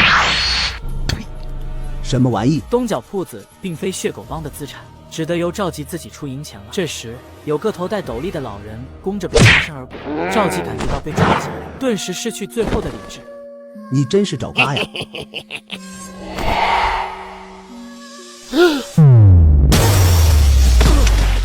想从成百上千的卷宗里找出线索，确实不易呀。小仔，我来了。男子穿越诡异世界，只需要消耗寿元即可练成神功。这个药浴泡的真爽呀！系统开始升级，10%、50%、100%。本次更新如下：开启杀怪就可以增加寿元。无需触碰即可查看对方信息，其余功能请宿主自行探索。宋前辈，你怎么来了？时间仓促，只找到2本异化方向比较清晰的术法，你从中挑选1本吧。发现术法五脏神残，有五脏庙住持度存观摩神像悟出，五脏俱全方可修成。随着五脏神修行的深入，五脏六腑会逐渐生出灵智，到达阴差境界，甚至独立于自身以外。鬼母者，五鬼搬运；五灵者，魂分五灵；无头者，双乳为眼。五脏神缺少后续内容，无法消耗寿元掌握。你要修炼五脏神的话，最好朝无头者的方向异化。至于阴差境以后的内容过于邪性，我帮你去掉了。内脏相关的术法不多，而且我都不甚了解。这本五脏神勉强能够修行，但必须谨慎些。饕餮法，饕餮法铭刻于异兽饕餮的胃部，由酒肉道人取得。修炼此法需要大量进食，直到胃部扩张到6倍有余，便能修成。可让胃部一直处于饱腹状态，加速修行。但修炼者会逐渐无法控制自身食欲。食物者，万物皆食；复位者，附属异位；具位者，胃大如牛，可消耗30日寿元，豁免代价掌握。看来还是饕餮法容易让人接受一些。至于饕餮法要求非常大的胃部空间，必须得体质异于常人，但以你半失境的修为，可以尝试一下。多谢宋前辈，那就这本饕餮法了。任青，以你的瞳术，应该能察觉到细微，帮我去看具尸体。什么尸体？你在5楼见过的，那是我的儿子，名为宋荣。虽然没有得到证实，但那名老捕快很有可能是躲藏在暗处的百目者。此人竟然和宋宗无是父子关系，而且明明已经成功严守，为何会突然间的升杠？大人，宋荣是前几日过世的，因为他平日里经常闷在屋内，所以直到现在尸体才被察觉到。前几日，具体是哪天？看尸体的腐烂程度，应该是2天前吧。2天前岂不是与司捕摘出是同一时间？也不知有没有关系。老师傅，你先回去吧。好的，大人。一直怀疑宋荣以活人为祭。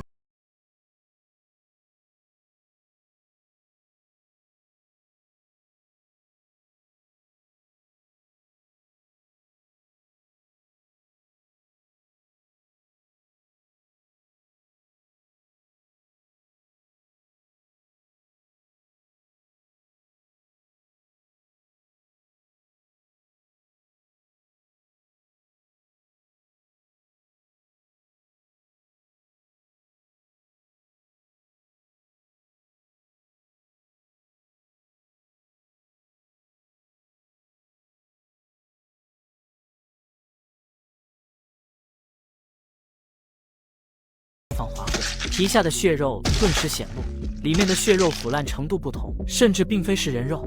这是人皮书。看来宋荣定是那位百目者，恐怕通过身披人皮的方式遮掩了百目者的特征，还将自身的眼珠挖出，然后附在动物或是昆虫身上，借此远程控制。不过宋荣为何会假死逃脱？难不成目的是消灾禁区？任清犹豫片刻，便将关于无木法的信息告知给宋宗武，着重说明了利用生食人眼延寿这点。宋宗武自然联系到此前沸沸扬扬的割头案。任清，你有没有生食过人眼？宋前辈，我从未吃过人眼，也没有此类想法。那就好，千万别误入歧途了。任清既然能够恪守本心，说明心性确实不错，天赋、运道、心性皆是极佳，将来绝对有机会突破阴差境。宋宗武不再多想，准备动身前去找寻宋龙。你这几天好好修炼饕餮法，有什么需求的资源可以找我。多谢宋前辈。任清则暂留在武楼，想要从内屋找到些百目者留下的线索，可惜毫无收获。接下来几日，任清都在感悟饕餮法。是否消耗30日寿元，豁免代价掌握复位者？是。寿元6年311日。任清掌握复位者后，在胃旁多了个拳头大小的印子，内部有一立方的空间。至于一嘴的位置，任清选择长在右手的手心，这样一来，拿取东西将极为方便。腹中求劳，复位为劳，山丘之灵，体纳万物，口吐幽泉，融魂蚀骨，可消耗1年半寿元，豁免代价掌。这里的世界，修行者修行功法都得付出代价，而我可以豁免代价掌握。还是先不继续晋升了，才掌握了复位者，继续晋升在宋宗武那里也不好解释。差人该出发前往消灾了。知道了。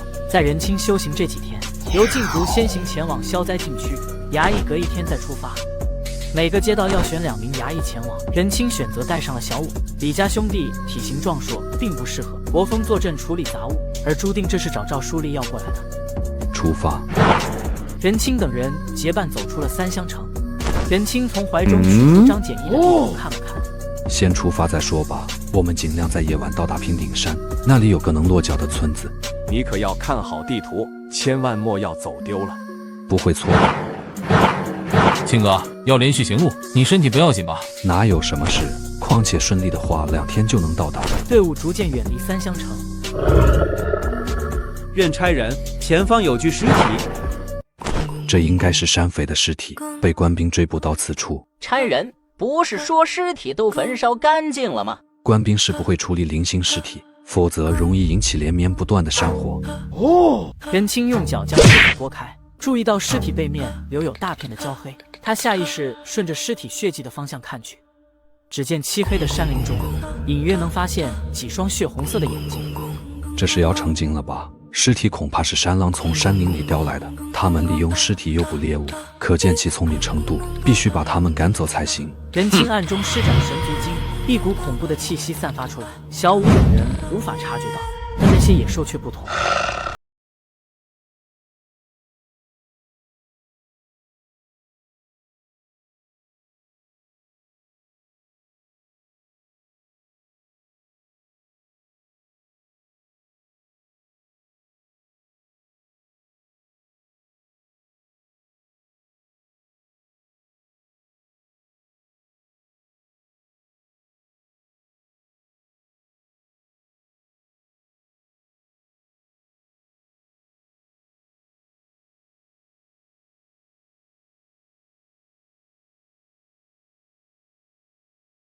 深山要好些。终于到村子了。李全，你在家吗？任清站在村口，用重瞳不断探查环境，很快就找到脚印聚集地。怎么了，青哥？没事的，我随处逛逛，然后找间屋子临时住一晚。任差人，为何村子里没了人影？你们别自己吓自己，可能是因为及时暂时离开了吧。这应该是宋荣控制的苍蝇，他的目标果然是消灾禁区，并且出发的时间比禁足还要提前数日，说不定已经找到了禁区。但是他为何冒着被禁足发现的风险，返回平顶山村控制村民？前来的路上重瞳并没有察觉到带眼珠的昆虫动物，说明宋龙也不敢肆意妄为的布下眼线，想来也绝不会轻易现身。我只需防止野兽袭击，想必还是很安全的。差人，村里的房屋都空置了，甚至其中的桌上还摆放着饭菜。既然毫无打斗的痕迹，说明村民是主动离开的。我先安排守夜，这样大家也能休息一下。我和小五注定一组，你们2人一组，每组守夜2个时辰左右，这样也能集中精力。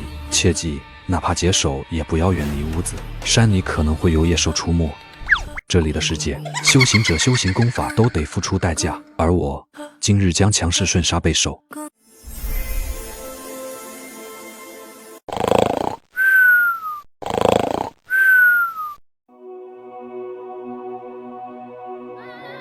青哥，你还是去休息一会儿吧，有我和朱定看着就行。哪能休息？非常情况不能有半点松懈。如果我是宋荣，前去消灾禁区会什么原因？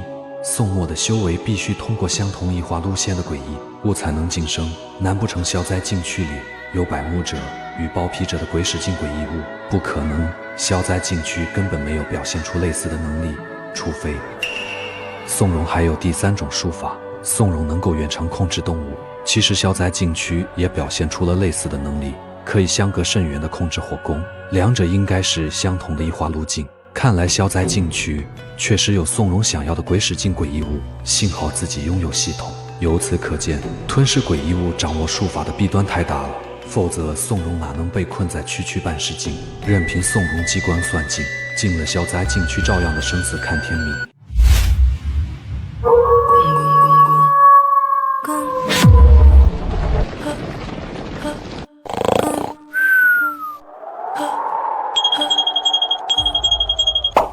亚雪，怎么这么冷呀？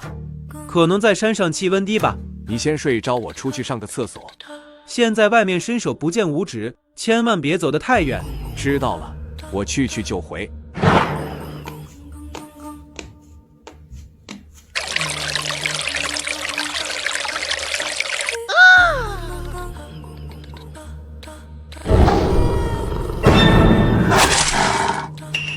不好！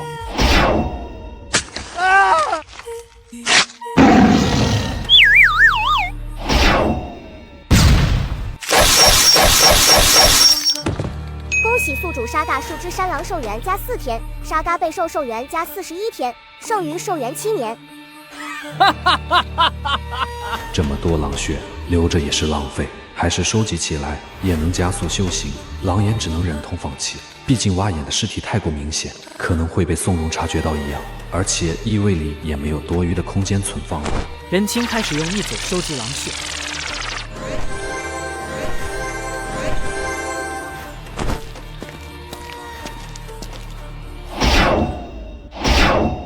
青哥，你回来了呀？我们正准备去找你和王文。还愣着干什么呢？赶快进屋帮王文包扎一下伤口，草药我包裹也有。小五接过王文的身体后，回到屋里就开始给王文包扎伤口。终于处理好了。青哥，刚刚到底发生了什么？王文被山狼群叼走，所以我把他救了出来，还顺带着杀了几只山狼。怎么会有山狼？任差人身上的衣服确实沾染了血迹，难道真是如此？开玩笑的，其实王文晕倒在茅草屋外，应该是磕到了脑袋。原来是这样呀！在场的只有小五相信了。我怎么在这里？你醒了，王哥，多亏青哥及时把你救回来的，否则你就被野兽拖走了。对了，王哥，你为何会突然晕倒过去？王文张了张嘴巴，一时间不知道该怎么回答。这个人青在如此漆黑的环境下轻而易举地斩杀山狼群，恐怕很快也会成为禁族的一员。王文看了看任清，便双手环抱着闭目养神，自然不敢去打搅。那头古怪的背手多长了一颗眼珠，明显是被宋荣的术法附体了。不过既然没有发现宋荣的踪迹，可能对方并非刻意指挥山狼群袭杀，而是无差别的攻击。难不成宋荣想要将水搅浑，借此进入消灾禁区？这里的世界，修行者修行功法都得付出代价。今日我着了消灾禁区的道。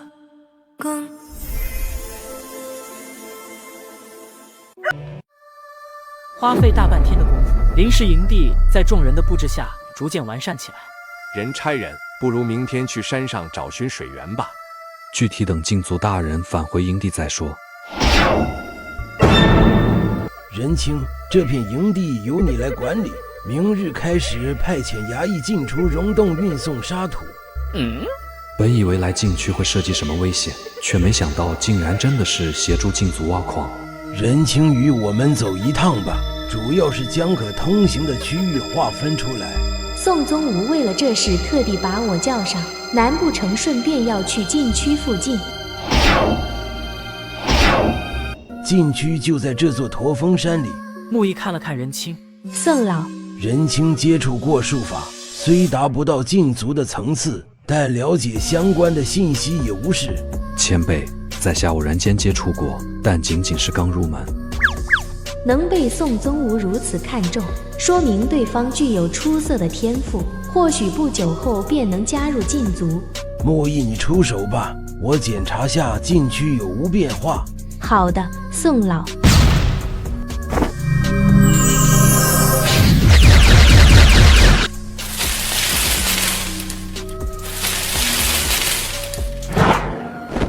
宋前辈，我们已经到禁区外围了吗？远远没有，真实的消灾禁区的面积可能只有封锁范围的1/10，甚至1%。不管植物还是雾气，都只是我们暂时封锁的手段。真要靠近禁区，眨眼间就会陷入其中。两人又带仁清前进了几米，仁清下意识转动重瞳，随即脑袋深处刺痛，2天来的记忆竟然开始变得模糊，随即目不转睛地盯着浓雾，神情因此呆滞起来。仁清，仁清，醒醒，醒醒！此时的仁清置身于浓雾，视野缓缓深入驼峰山里，恍惚间魂魄好像脱离了身躯。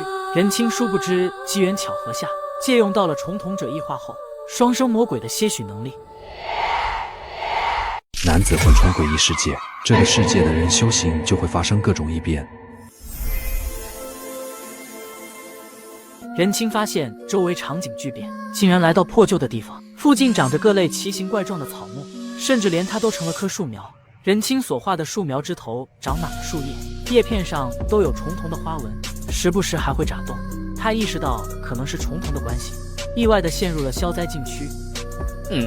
这是呢？莫不是我进入了消灾禁区？之前听宋宗吾说过，鬼使境以上的禁区，因为蕴含的诡异物各有不同，表现的形式千奇百怪，但怎么会如此莫名？仁清没有急着脱身，反而肆无忌惮地环顾四周，这里更像是药园，尽头被云海雷霆包围。可惜哪怕用力伸展枝干，他的视野依旧受限，只能看到药园里的大致情况。此时一位采药人正迈步走来，在仁清的眼中，采药人的身高犹如1000丈，外表似乎有腐烂恶臭的淤泥组成，五官皆是空洞，他每步都有泥水落下，草药吸收泥水生长，枝头随即长出印着扭曲人脸的果实。采药人将成熟的果实拔出，放到背后的箩筐里，草药没了果实后快速干瘪，片刻间就重新化为种子。那种子好像本身是有根茎的，连接着一具血肉腐烂的尸体，尸体恐怕是便是诡异物，在禁区内形成了古怪的循环。至于为何禁区呈现出药园的样式，可能和附体火攻的术法有关，甚至核心诡异物都不一定是消灾法。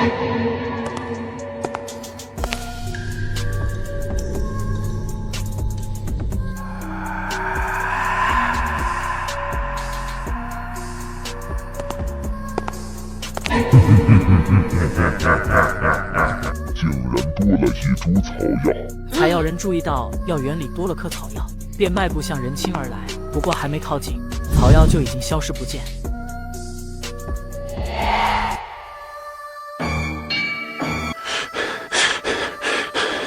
好险，幸好能够回来。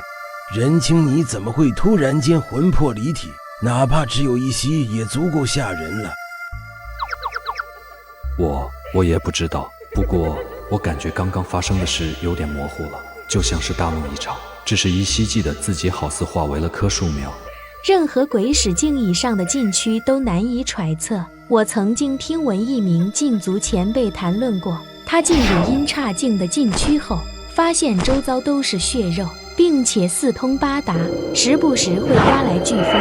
没想到禁区形成了具非生非死的巨型尸体，它其实处于尸体复杂的经络内。我们先离开再说。有2种术法的封锁，暂时不必担心有人会闯入禁区。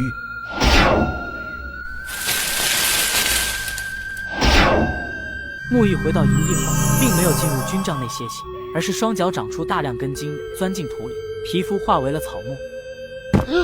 我什么都看不到，什么都看不到。禁足在衙门时还会遮掩术法，可离开3香城后简直肆无忌惮。不过想想也是，城外毕竟较为危险，如果有一隐藏实力，等真的遇到紧急情况，恐怕会反应不及。仁清，你跟我来吧。宋宗武他们挖这个山洞是为了什么？而且那地图上预计的工程量看来，禁足足足要挖掉10之23的山体，形成复杂的隧道。仁清突然意识到了什么。宋前辈，你们打算毁掉整座山？只有禁区附近的山体，让岩石坍塌，将禁区埋入地底，而且这还只是刚开始的步骤。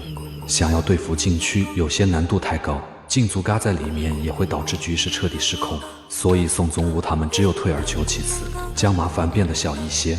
因为宋荣的关系，接下来会分出禁足留在营地里警戒，所以进度会有所降低。明天我们衙役会加入溶洞的开凿，不过怎么了？我怀疑其余几部衙役遭遇兽群的袭杀。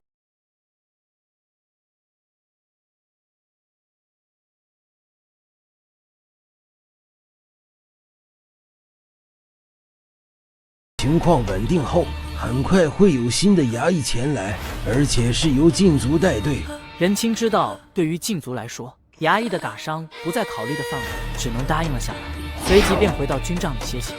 男子魂穿诡异世界，这个世界的人修行就会发生各种异变。仁清这几天就处理一些事务，有时也会去山洞里挖矿。期间新来了一些衙役加入挖矿，李耀阳也带了一批囚犯过来。那几位身体残缺的囚犯似乎修炼过术法，他们的左臂统统像是骨头被抽走般无力。系统，帮我查看一下他们修炼的什么术法。蛇退法由木蛇道人创出，修炼此法需要自小浸泡在特定药水中，使得浑身柔弱无骨，才能得以修成。我记得3香城东区有一个蛇灵帮，说不定两者之间有一定的联系，还是先探查一下这些人的信息，说不定宋荣会乘机混入其中。仁清一一查看了这些人的信息，发现和宋荣并无关系，还是先回营地看看。木易竟然不在，现在岂不是仅剩的机会了？他摇了摇头，朝木屋走去。突然余光发现有个身影晃晃悠悠挪向溶洞。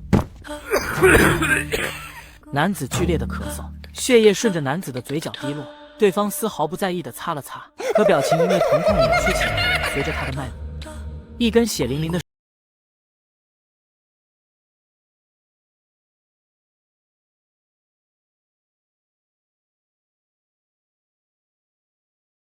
男子张了张嘴，汉口型明显是在求救，随即他撞在地上不再动弹，只有手脚时不时还会抽搐，大滩的血。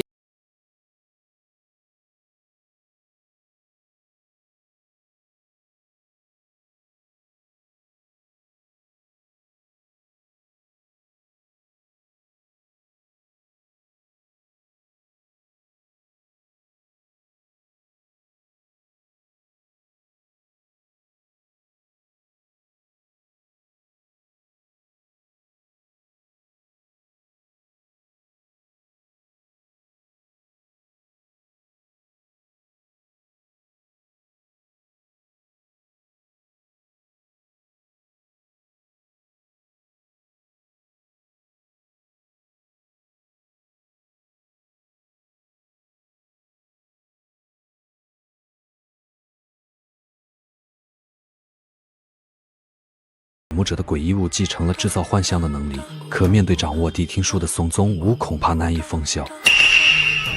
宋荣恐怕是强行剥离百目者的全部眼珠，绝对付出了极大的代价，这是准备孤注一掷。随即仁清转头看向远处的山林，野兽成群结队的向驼峰山而来，目标正是消灾禁区。但随即铺天盖地的蛊虫从树木草丛迎了上去，兽潮艰难前行，只有部分冲进驼峰山。任清沉思片刻，他已经猜到宋荣的手段了。我用虫瞳找到对方应该并不难，在我看来，宋荣这已经陷入尬局，必败无疑。但宋荣身上蕴含的术法对我却是个不小的机缘，我还是赶紧动身，等禁足脱困就不好捡便宜了。随着大量蛊虫的丧命，李耀阳表情变得有些不耐。可笑，驱使些寻常野兽就以为能闯到禁区里，哪来的胆子？李耀阳所在的驼峰山洞穴内，身旁是10几个瓶瓶罐罐，都装着数量繁多的蛊虫。李耀阳将鲜血滴入装有蛊虫的土罐内，里面响起争先恐后吞食的声响。几息后，10几只类似马蜂的蛊虫破罐而出，展开翅膀飞入了茂密的山林里。男子魂穿诡异世界，这个世界的人修行就会发生各种异变。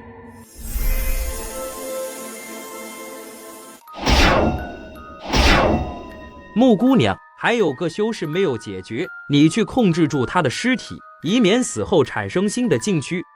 我这就去。这群野兽竟然已经冲到消灾禁区的1000米范围内，绞杀。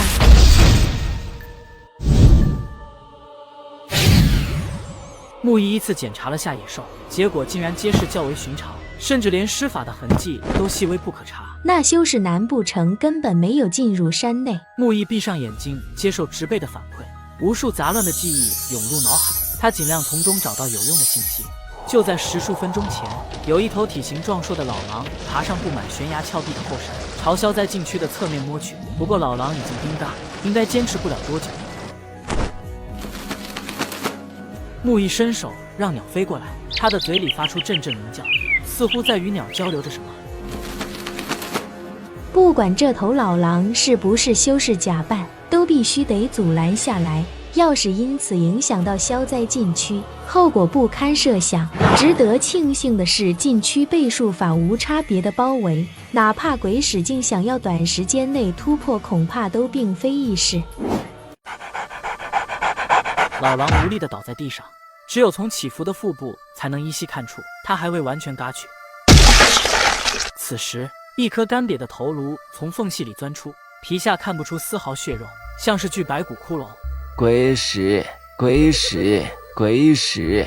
老人低头贪婪地撕咬并吞噬着老狼的血肉，四肢逐渐长了出来，但皱纹却如同沟壑遍布全身，气息更是宛如随时都要断绝。片刻后，恶狼只剩下了腹骨架，还有15日的寿元。正当老人要剥离人皮时，破空声响起。虽然没有击中老人，但生性谨慎的老人依旧停下了动作。人皮重新与身体融合，连丝毫伤痕都未留下。是神，在下认清，已经是第2次见面了。这是之前5楼借阅《草堂游记》的衙役。你这眼睛有些意思，是无目法吗？我一直觉得无目法是有第3种异化路线的，没想到竟然在你身上看到了。要是我的百目未曾剥离，我肯定会对你的眼睛感兴趣。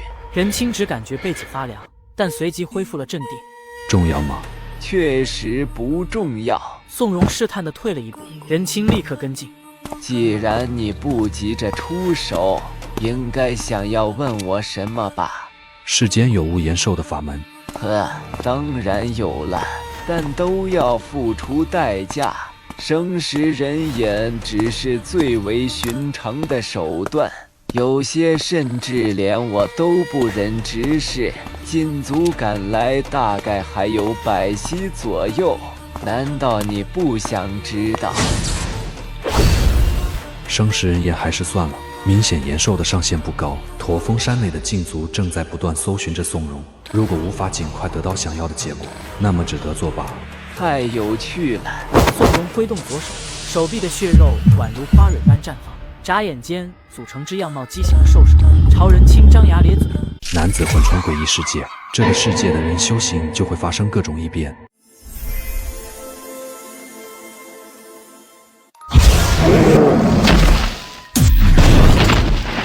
不愿说就算了。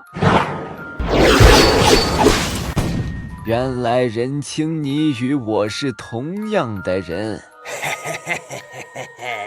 你对于寿元，对于长生也有极重的执念。不过你的运气比我好，至少没有被诡异物断了修行路。老人目光幽深地看向天空。我运道太差了，不可能走到最后的。或是嘎在消灾禁区里，或是嘎在晋升的过程中。像宋荣这样的狠人，在正常的修仙环境里，足以取得难以想象的成就。可偏偏此方世界诡异当道，活着本就不易。人清，真正的延寿法在极北。宋荣没有发声，而是用口型重复了几遍死人经，目光中蕴含着极为炙热的渴求。他见到任清已经记住后，随即大笑着闭上了眼睛。宋荣没有丝毫的不甘，明明追求长生不死，却对死亡有着远超常人的豁达，仿佛死在此处已是心满意足。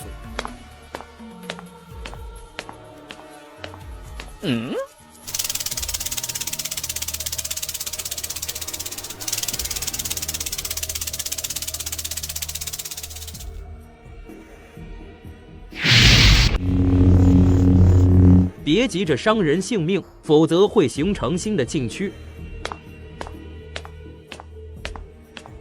两人无视了任清，直奔宋荣，打算先将对方控制住再说，以免影响到消灾禁区。但宋荣早已心存死意，就在禁足现身的时候，生机以肉眼可见的速度消散。紧接着，宋荣的皮肤竟然开始沸腾，化为一张张扭曲的人脸，使得周遭的草木迅速枯萎。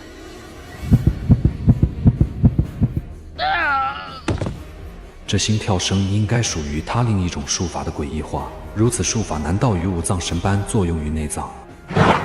嘎的太干脆了吧！要是在此地化为禁区，消灾禁区借此吞噬两种诡异物，面积会变得非常夸张的。此人寿元枯竭，早已心存死志。这时消灾禁区似乎察觉到了诡异，整座驼峰山愈演愈烈地震动起来，并且伴随着裂缝蔓延起来。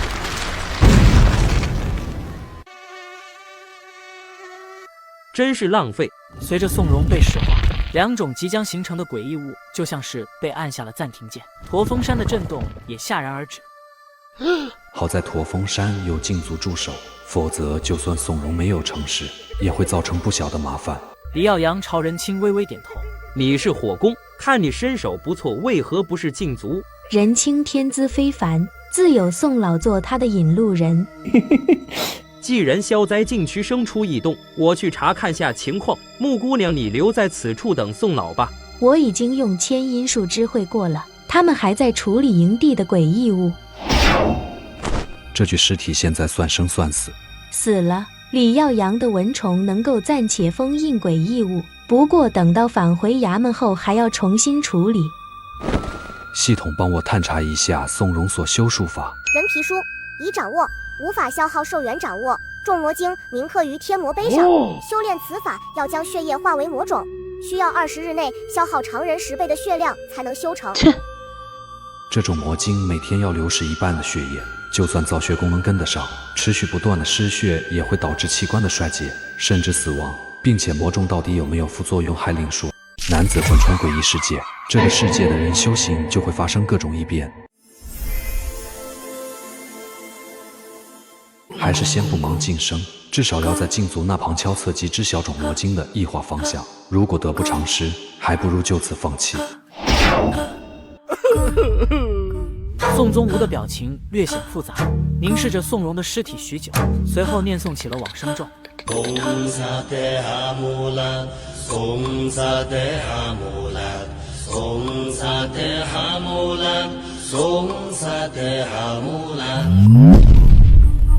我雷个豆！宋宗吾的心境竟然有所突破，而修罗法本就与佛门相关，心境应该与修为息息相关。先离开再说，营地里的烂摊子等你去收拾呢。宋老，你知道死人境吗？难道是死人禁区？何为死人禁区？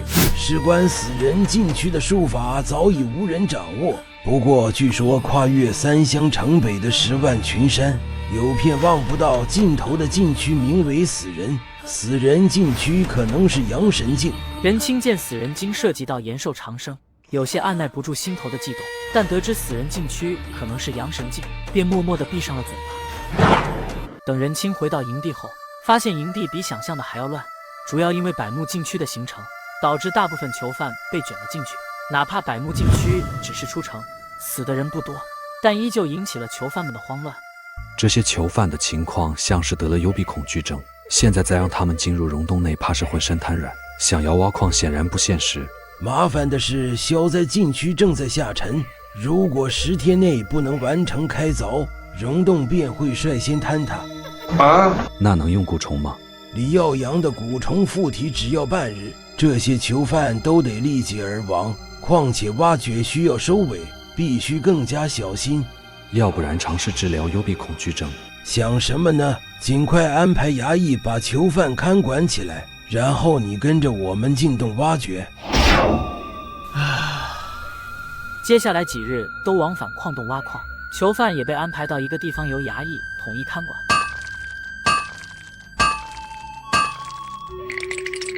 没想到人皮书竟然在被动式的修炼下触及了突破的奇迹，而且现在想要压制晋升也难以做到，必须趁着现在夜深去外面找地方晋升。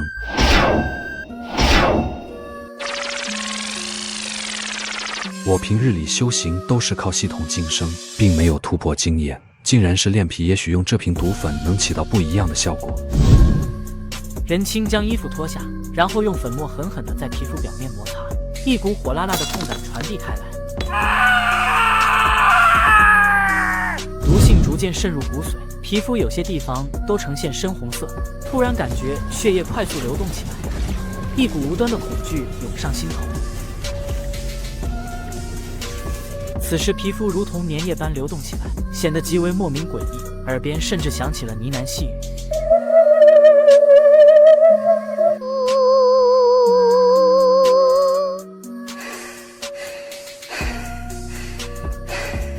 任清开始观想起无目法，呢喃声变成了凄惨的尖叫。重瞳术法的气息直接镇压了诡异化的人皮，只有诡异才能对抗诡异，人皮的意识才被彻底磨灭，也代表着炼皮者已经晋升完成。男子魂穿诡异世界，这个世界的人修行就会发生各种异变。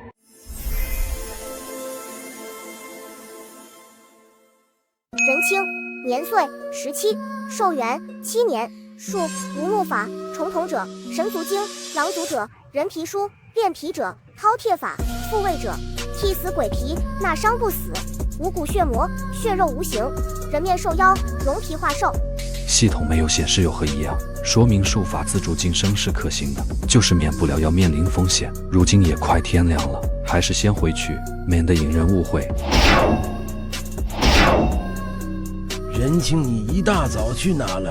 刚刚闲暇无事去狩猎罢了。再坚持几天吧，山体的开凿还算是蛮顺利的。好的，我马上就去。怎么感觉多了些变化？难不成和人皮书有关，或者是饕餮法突破半尸境了？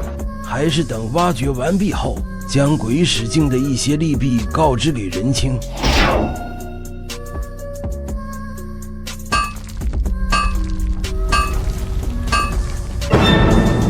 这莫不是要他了吧？任清几人狼狈不堪地从溶洞中出，回眼望去，整座山都在震动。走，跟着我前去相邻的山峰，亲眼看着禁区下线才能放心。先走一步了。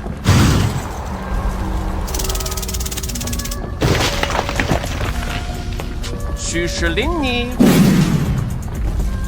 老黄，你就在我屁股后面指挥吧。推。压线，这么快呀？因为地震的动静太大，包围禁区的术法已经尽数失效。现在消灾禁区暴露了出来，可惜禁区被乌云笼罩，只能隐约发现周遭山土呈现灰白状，草木皆是枯萎。鬼使境的禁区，哪怕长眠地底，依旧能造成影响。宋宗武表情凝重，禁族面对鬼使境以上的禁区，能做的便是根据周围环境进行封锁。毕竟禁族生死，很可能会导致局势不可控的恶化。光是山体的线，恐怕不保险吧？确实不保险。宋宗武闭目养神，似乎在思索其中的处理方式。为何我脑海中竟然生出股莫名的熟悉感，仿佛曾经接触过些零碎的记忆涌上了心头，却抓不到任何眉目。驼峰山的塌陷正是拉开序幕，山腰有条裂缝逐渐蔓延，顶端的大量碎石朝禁区翻滚而下，驼峰山竟然出现了微微倾斜。如此状况至少说明趋势没错，大半个月的挖掘没有白费功夫。一只上百米的手臂从碎石里钻了出来，手臂试图让消灾禁区重见天日，不断挡开碎石。由此可见，鬼使境的禁区确实灵智极高，恐怕已经意识到了禁族的手段。李耀阳，加快进程。李耀阳挥手间，密密麻麻的蛊虫从山林间钻进溶洞，它们啃食着关键处的石头，使得坍塌愈演愈烈，烂泥手臂无法再阻止，口声蕴含着不甘的怒意。之前好像我的魂魄进入了消灾禁区，手臂应该就是那位采药人所化，药园仿佛是囚禁的牢房。就在众人的注视下，双山峰只剩下了一座，消灾禁区变成了个略高些的土坡，已经看不出消灾禁区的痕迹，但依旧能感受到地底传来的吼声。接下来此片区域会被消灾禁区所影响，生出些莫名的变化。我会联络水葫芦，先休息几日吧。水葫芦，我去补充蛊虫了，这次死伤实在太多了。老人为了装逼，竟然穿越火焰龙卷风，脚踏毛驴而来。任清，你是不是术法突破了？任清身上生出了细密的冷汗，心脏狂跳的同时，大脑思索起要如何解释。没想到你的饕餮法已经晋升半尸境，恐怕鬼使境的瓶颈对你来说只是时间问题。确实如此，饕餮法水到曲成的突破了。你有没有想过接下来的路径？晋升鬼使境吧。其实达到鬼使境以后，修士的异化将会变得更加无法控制，就像是开枝散叶的大树。为何宋宗无会以树来形容鬼使境的术法？难道是脑海中的异化术？半尸境的异化方向只是选择走的主路，鬼使境会面临着数不清的岔路。岔路？异化方向已经随着晋升半尸境而确定了。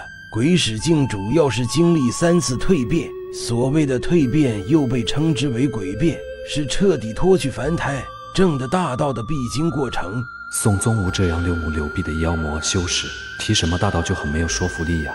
任清，你可有加入禁族的想法？宋前辈，我想询问下关于禁族的利弊。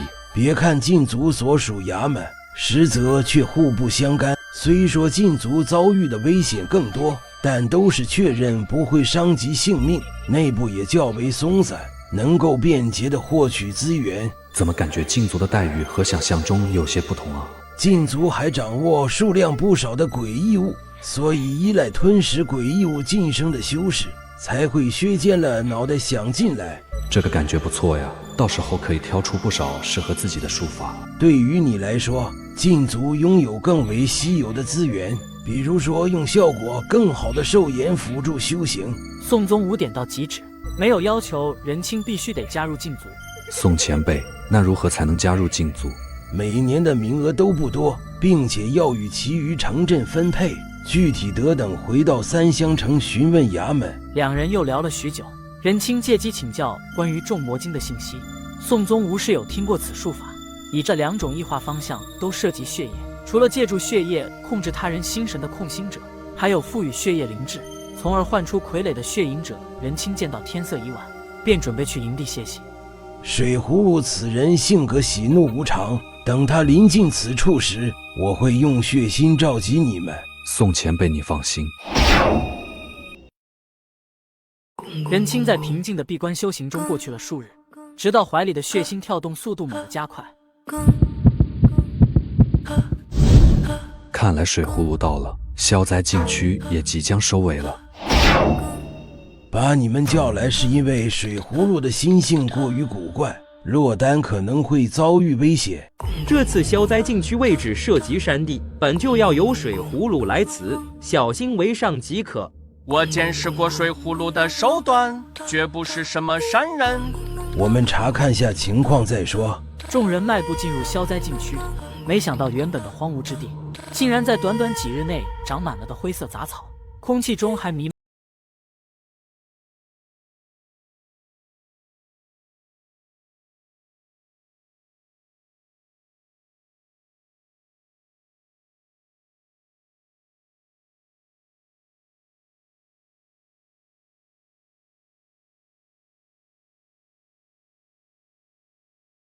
12棵草药，为何如今对应的数量却出现了变化？既然并无大碍，那么我们退出去吧。应该不需要我了吧？讲道理由水葫芦出手，根本……水葫芦来了，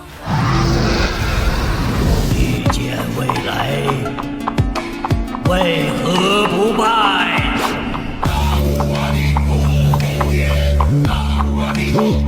宋道友，别来无恙啊！水道长，此地便交给你了，快走。水葫芦道人眯着眼睛扫过众人，最后停留在徐世林的身上，表情变得耐人寻味起来。葫芦里喷涌出大量的水汽，如同海浪般朝众人压了过来，直接将整片区域包围。徐世林的术法应该与水葫芦道人类似，使得对方生出了念想。左目啊，实力！水雾被分成两半，众人也借此逃到消灾禁区外，雾气翻腾，紧接着下起倾盆大雨，使得空气中的温度变得更加炙热，宛如人间地狱。大概过去1个多时辰后，消灾禁区附近的10几里化为沼泽，那些异化的动物也没了踪迹。男子混成诡异世界，这个世界的人修行就会发生各种异变。我去与他打个招呼。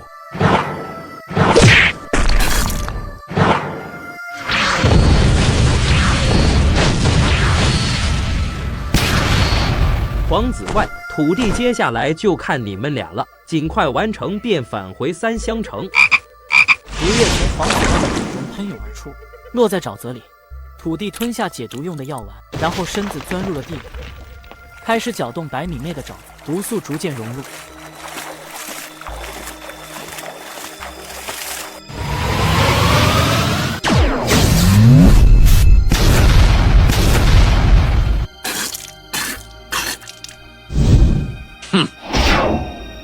整片沼泽化为剧毒，足足消耗了5天。这还是有土地配合的情况下，否则个把月都不一定够。他们又投入了数以百计的兽尸，使得哪怕鬼使劲都无法长期待在毒气弥漫的消灾禁区。走吧，先回营地。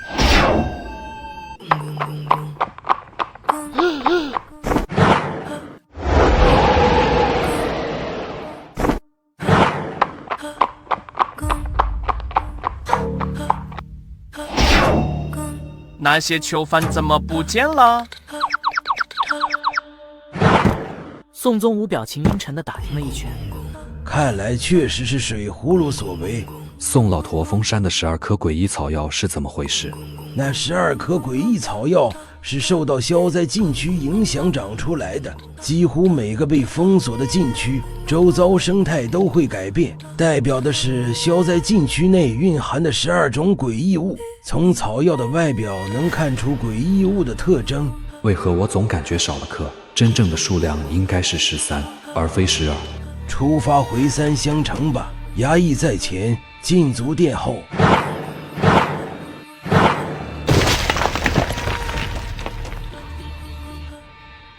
队伍从早到晚行进了一天，天色渐晚便找出空地驻扎歇息。禁足们选择分布在附近，各自修行，不打搅他人。这个天怎么这么冷呀？怎么了？人差人没事，就是有些发冷。如今已经临近夏季，4月中旬怎么会寒冷？可能是山风吹拂的关系，以至于使人通体生寒。任清一时也找不到问题出在哪里。你们多生一些篝火吧，这样会好一些。好的，人差人。反正有宋宗武等人在，也不用担心危险。任清全身心地投入到观想无目法中，不知不觉中，他的魂魄缓缓飘荡出来。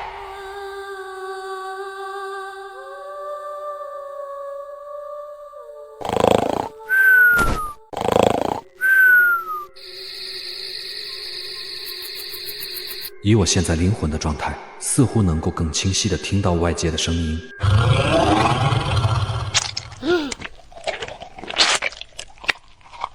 任清因为心境受到影响，顿时退出了身魂分离的状态。刚刚好像听到血肉被撕裂，还夹杂着骨骼化为碎末的声响，可营定那一片祥和，看不出异样，也不像是被什么诡异物影响了感官。看来难以再次进入身魂分离确认此时，欲速则不达，越是在意便越是难以找到状态。接下来的时间，任清只好以观想术法为辅，暗中观察周遭。男子魂穿诡异世界，这个世界的人修行就会发生各种异变。众人经过一天的长途跋涉，在天黑之前赶到三乡城。妈的，别死我了！任清，你带衙役前去衙门报道吧。过几日有事我会来找你的。宋前辈，怎么了？这一路上你可有见过土地？刚开始是见过，后来遁入地底就不曾见到了。那可能是我多虑了吧。土地好像是提前离开队伍的，但感觉土地的状态有些莫名的亢奋，似乎有所隐瞒着什么。而且昨晚魂魄感知的声响，似乎是从地底传来的。任清没有继续多想，而是与衙役一同返回了衙门。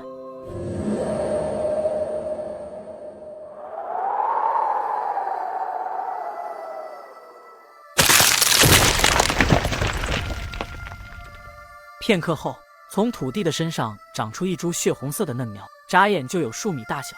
从外表看来，似乎是草药，草药的枝干遍布人脸。如果任清在场，一定会认出草药是消灾禁区消失的那颗关联着种魔经的诡异物。古怪的是，根须未端，竟然连着具尸体，尸体半人半兽，披着类似穿山甲的鳞片，正是土地本人。而根茎是从体内里长出的，似乎生前主动将草种吞入腹中。淡淡的雾气飘散开来，凡是靠近巨型草药的野兽都化为了毒水，最后被根茎所吸收。草药不断的生长，很快就足足有10数米的大小，而迷雾的范围的面积也越来越广。迷雾散去，草药如同活物般钻入土地的体内。我是谁？我活过来了。任清带着小五和朱定面见了胖县令，小五等白役得到晋升，自此之后职责便可以长子相承。胖县令滔滔不绝讲了大半个小时才结束。结束后，任清等人便返回了火攻堂。小五，你身体壮硕不少呀，跟着任差人学到不少吧？当然了，不过差点就……小五刚想说些什么，突然意识到禁族要求过不得透露消息，连忙闭上了嘴巴。城外哪有城里安全，能平平安安回来就行。想我当年也曾跟随禁族出过几次城，每次都会莫名其妙的嘎到些衙役。任差人，您经过一天长途跋涉，想必也饿了。我已经备好晚饭，我们先去吃饭。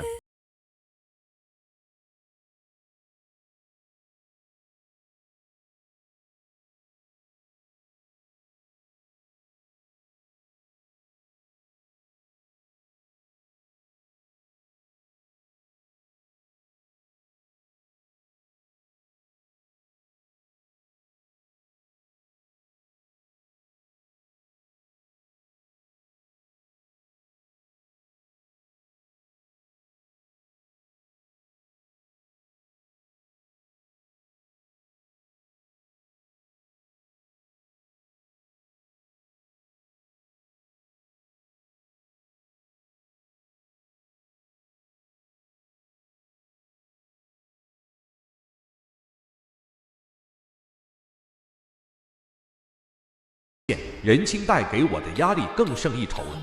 我也知道任差人你刚回到三乡城，所以为你接风洗尘，还请赏脸小聚。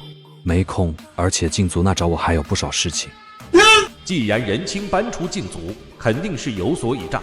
还记得护法关照过，要是发现任清与禁足有所牵连，就不能去招惹对方。你应该是为了卤煮的生意吧？看来配方已经泄露出去了。血狗帮也是知道内部出问题才泄露的，所以着急火燎地增加摊位，免得被占了生意。陈奔来找他，更多的是受到上面的指示，想要拿任清当枪使，用来背配方泄密的黑锅。任差人就当无事发生吧，今日算是多有得罪了。我叔父张大嘴呢？张掌柜前去城西各处进货了，我们可没有过河拆桥的习惯。那就这样，我先回去了。以后不要再派人盯着张大嘴了，特别是任清出现时，尽量离远些。任清在修炼中度过了一晚，感受着晋升鬼使劲的日子逐渐临近，心中忍不住生出急迫。青哥，宋大人有找。任清目前衙门并无禁足的名额，下一批只能等明年了。那岂不是还有几个月？其实禁足中是有预备役的，便是类似白役的职责，用以填补禁足的嘎缺。宋前辈没有啥弊端吧？预备役就是给予禁足沾亲带故的修士准备的，衙门招收肯定会有个优先级。难不成预备役不好加入？要与几个修士争位置，以你的实力应该不难，走过场罢了。都是帮派培养的修士，有我在还怕得罪这些？我怎么感觉里面有些隐秘？其实帮派并不主动争夺预备役的名额，只是衙门要求罢了。帮派内会受到各方管束，怎么可能有禁足叔父？而且禁足的资源哪是帮派能相提并论的？说白了，帮派怕留不住修士，但又得罪不起禁足，所以争夺预备役位置的应该都是姥姥不亲舅舅不爱的人。宋宗武简单交代几句，便离开了火攻堂。不知不觉又过去了10几日，选拔禁足预备役的时间悄然临近。这段时间，任清的刀法也有所进步，寿元通过朱颜累积到了接近8年，距离晋升已经相差不远。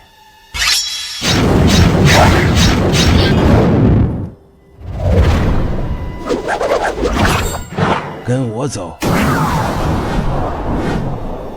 禁足堂的位置有些特殊，为的就是防止诡异物暴乱。等到你成为预备役后，便能了解其中的隐秘了。好的，多谢宋前辈。两人到了衙门中心的偏远角落，只看到几座假山耸立着。宋前辈，平日里禁足难道不用待在禁足堂内？而且为何周围并无禁足身影？没有人喜欢待在禁足堂的。原来是这样，那晋升，其余的修士来了。片刻后，聚集而来的修士已经有10数人。讲道理，修炼术法很可能导致样貌异于常人，但其实异化后给人的感觉还是挺自然的。可帮派出身的修士却截然相反，俨然是一群妖魔鬼怪。任清环顾四周，他毫不掩饰双眼的重瞳，顿时引起禁足们的注意。重瞳者这种前所未见的异化路线，也很难让人不去在意，修士更是窃窃私语。牛头，你看你后面那位，这人眼睛的瞳孔怎么是这样的？好生古怪。小声点，这人一看就不好惹。这些帮派修士都是些歪瓜裂枣，任清你应该不会倒在预备役前吧？放心，好歹也是经历过封锁禁区的。任清信誓旦旦的保证，他并没有注意到宋宗武眼中的笑意。宋宗武从头到尾压根没有提过预备役共招收几人，事实上确实出现过无人受用的情况。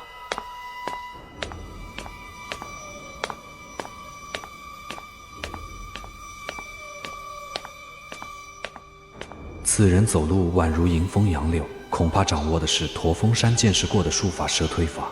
宋老，许久未见了。确实如此。张秋，宋老透露一下，这次前去禁足堂的哪个区域？我怎么会知道？如果怕危险的话，就莫要进去了。宋宗武没有再理会对方，其余禁足见此便不敢上来搭话了。张秋自讨了个没趣，返回了原本的位置。他与15岁出头的蛇人交流起来，随即表情变得愈发阴沉，最后不欢而散。那蛇人少年并非是帮派出生的孤儿，他是张秋的子侄，估计是怕进入禁足堂意外身嘎了。原来如此。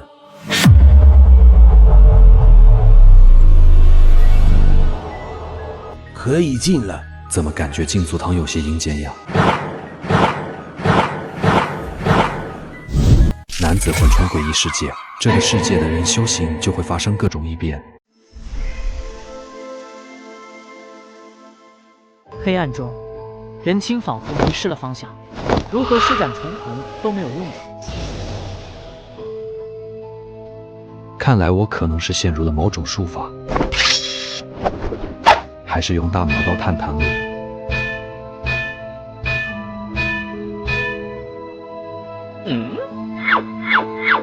按照大苗刀传来的触感，面前很可能是个坑洞，也不知道是不是黑暗产生的错觉。这既有可能是禁足堂为了测试我们的心性。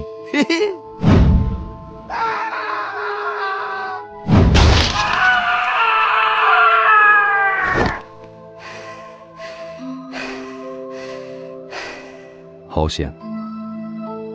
操，这是什么鬼地方？任清所待的地方就像是嘎后的尸体，仿佛由一块块血肉组成。那用作封闭的栏杆同样有些毛骨悚然，竟然是惨白色，如同失去血液流通的血管。难道这便是所谓的禁足堂？怎么感觉是在巨型尸体的内部？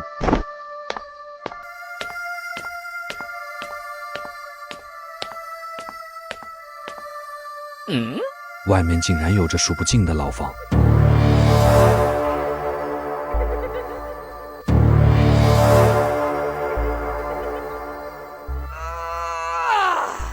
看来是打不开了。既然是条悬鱼背翼，那么不可能长时间的关在此处。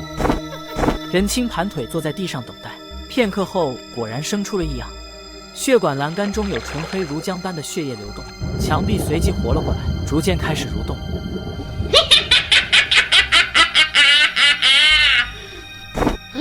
紧接着，墙壁竟然塌陷下去，隐约出现了个人形的轮廓。墙内的人影似乎很想出来，以至于表情极为面目狰狞。血液流动间隔10分钟左右，人影每次便会从墙内脱困些许，很快大半个身子已经露在外面。血肉囚牢，看来是饕餮法了。系统帮我查探一下信息。问号问号问号，年岁843，寿元235年，数饕餮法阿鼻地狱。问号问号问号问号问号问号，饕餮术铭刻于异兽饕餮的胃部，由酒肉道人取得。修炼此法需要大量进食，直到胃部扩张到6倍有余，便能修成。阿鼻地狱由永坚雷蟹晋升而成。这名掌握饕餮法的禁足，至少已经有阳神境的修为，所以才能活数100年不尬。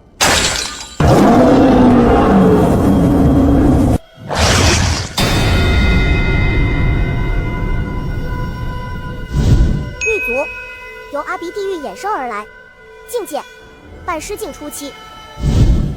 这最多算是初入半尸境的层次，连重伤将死的宋荣都比不上，找死！就在人清缠斗的时候，牢房的栏杆角落探出个老鼠的脑袋，竟然是条猫咪大小的负鼠。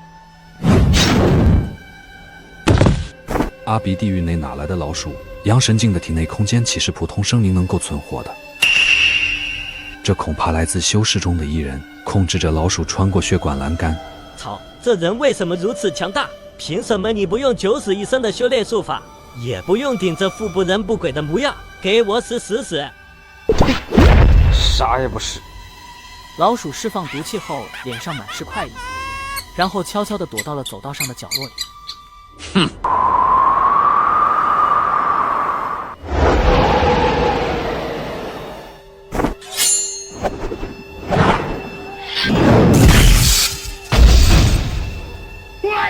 怎么可能？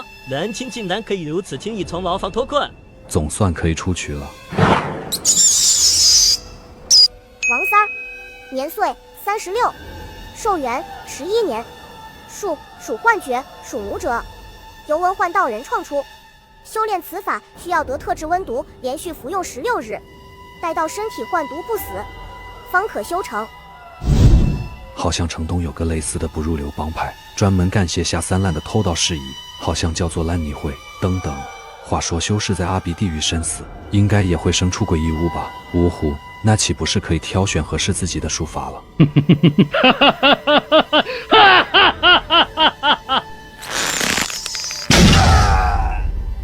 男子魂穿诡异世界，这个世界的人修行就会发生各种异变。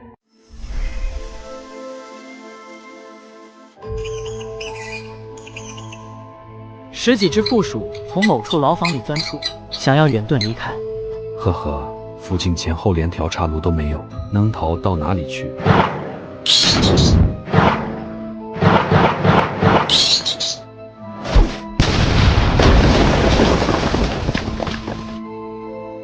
任清跟着痕迹来到负鼠钻出的那间牢房，里面正躺着个瘦骨嶙峋的瘦小男子，眼看只有进气没有出气了。哼！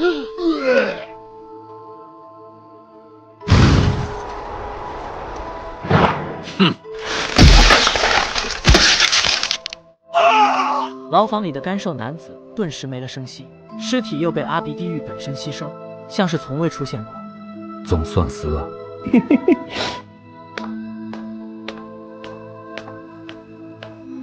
好险，好险！人清总算走了。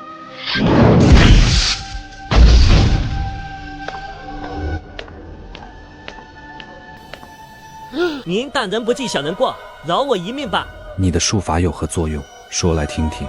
大人，这术法没什么用处的，只能将自身血肉分出属身，借此苟延残喘。属幻觉的作用应该是利用属神经缠脱壳，副作用是每次附身后都会生出不可逆的异化。这术法要能魂魄夺舍，倒是极为不错。你的魂魄可以通过术法转移到属身内吗？什么魂魄？分身与本体互不干涉。是的，大人。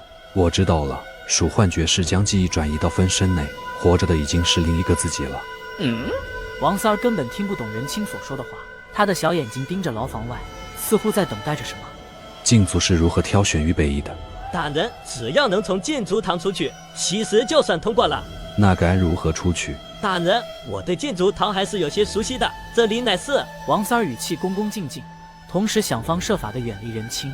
王三儿有所行动的同时，沉重的脚步渐渐靠近。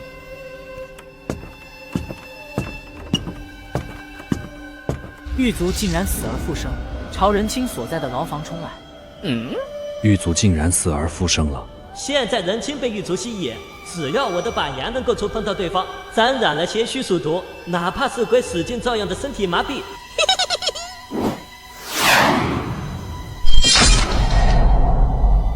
哼！王三死后尸体上果不其然有诡异物生出，那是一团棉絮状的烂泥，仿佛夹杂着无数只乱窜的老鼠。既然禁足把挑选预备役的地点放在阿比地狱，说明其中必定能应对修士死后的诡异物。哦，好家伙，禁足搁这阳谷呢，利用阳神境的阿鼻地狱收容诡异物，不怕死后形成的禁区直接毁天灭地吗？也不知道数百年来已经累积了多少诡异物。不过阿鼻地狱到底是不是因为掌握的术法越多，才会如此诡奇？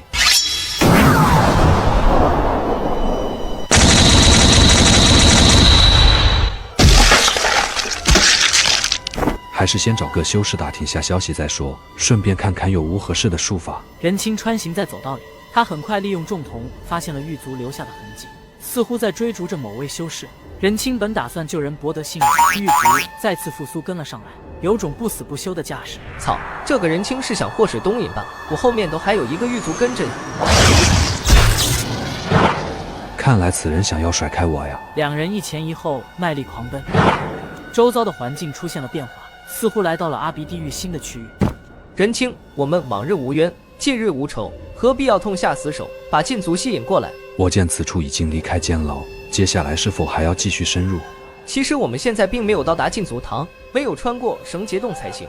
绳结洞，小肠确实有绳结这个俗名。话说饕餮法不是对于胃部的异化，怎么会涉及到肠道？还是说那位阳神境的修士，因为濒死的关系，导致异化逐渐扩散到全身各处？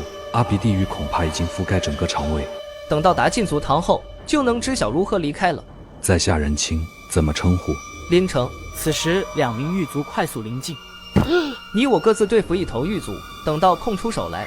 人清余光瞥见血狗帮的修士以极快的速度进了绳结洞，顿时对林城的说法相信大半。不必了。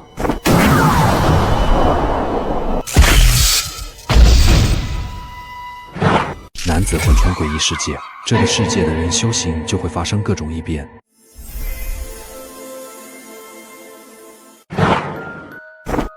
这里便是绳结洞了吗？任清本以为绳结洞最多难闻血，可随着逐渐深入，他注意到血肉墙壁竟然渗出黑红血液，空气中的酸臭味愈发刺鼻，身上的衣物滋滋作响，感觉逐渐被溶解。救我！任清发现化身为猎豹的修士正躺在不远处的水坑里，血肉如同烧热的蜡烛般融化。任清，救救我！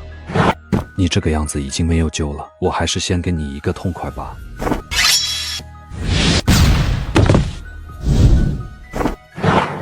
看来前方血无处就是绳结洞出口了，不过狱卒真是阴魂不散，还在后面追着。洞外被血雾笼罩，根本看不清楚外面是什么。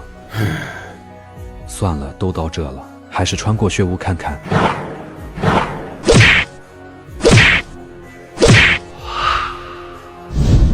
血雾形成的绵绵细雨落下，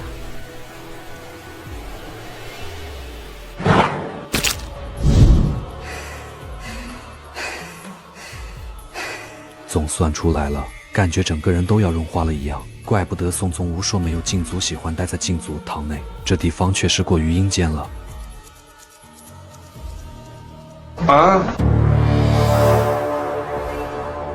这是肋骨刺穿血肉墙壁，鲜血从中喷涌而出，就因为肋骨，所以导致伤口无法痊愈，促成了血雾的形成。也许这道伤口就是通往外界的途径。现在我身处禁足堂内，应该就不会再有危险了，毕竟是由禁足管辖。不过还是先不忙出去，看看那些修士有不有我想要的术法。好险，好险，总算到禁足堂了。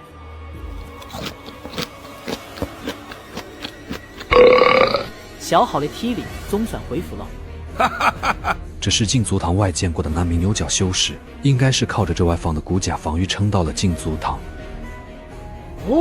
没想到在这里遇到了任清，我来孙一山。如果你想要食肉补充气力，可以去绳结洞里找找那人。可是林城，男子魂穿诡异世界，这个世界的人修行就会发生各种异变。我可不认得什么凌晨。来禁足堂的修士里，掌握蛇退法的只有凌城吧？我可没取他的性命，你可以去绳结洞看看，应该还没敢去。凌城可是我的挚爱亲朋，手足兄弟。我知道你背后有禁足撑腰，所以没人敢动你。但在挑选预备役期间，根本就没有禁足会进来此处。况且，就算我杀了凌晨又如何？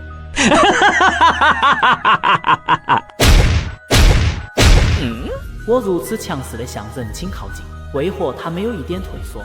莫不是有什么依仗？你确实没杀凌城，因为你怕凌城身上留有禁足的后手，所以让他自。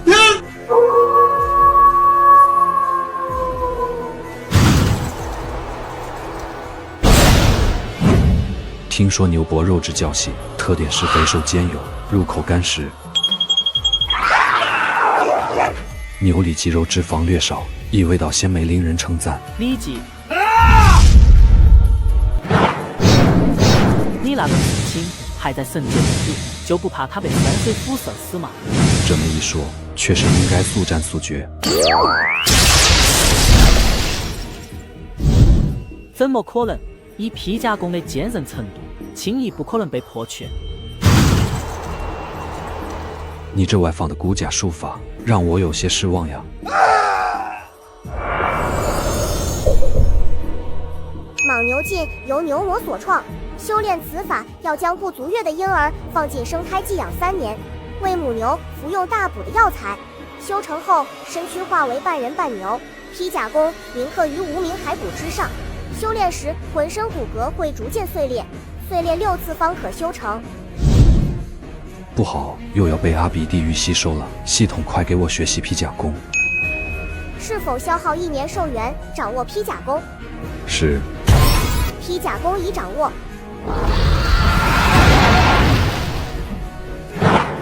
任清来到绳结洞口，发现林城已经半生不死。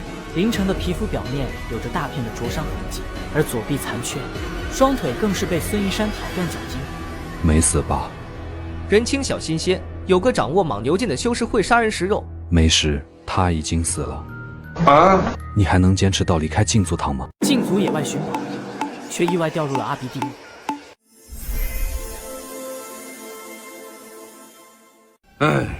丧死国语严重，血肉还在不断融化，应该是撑不到出去了。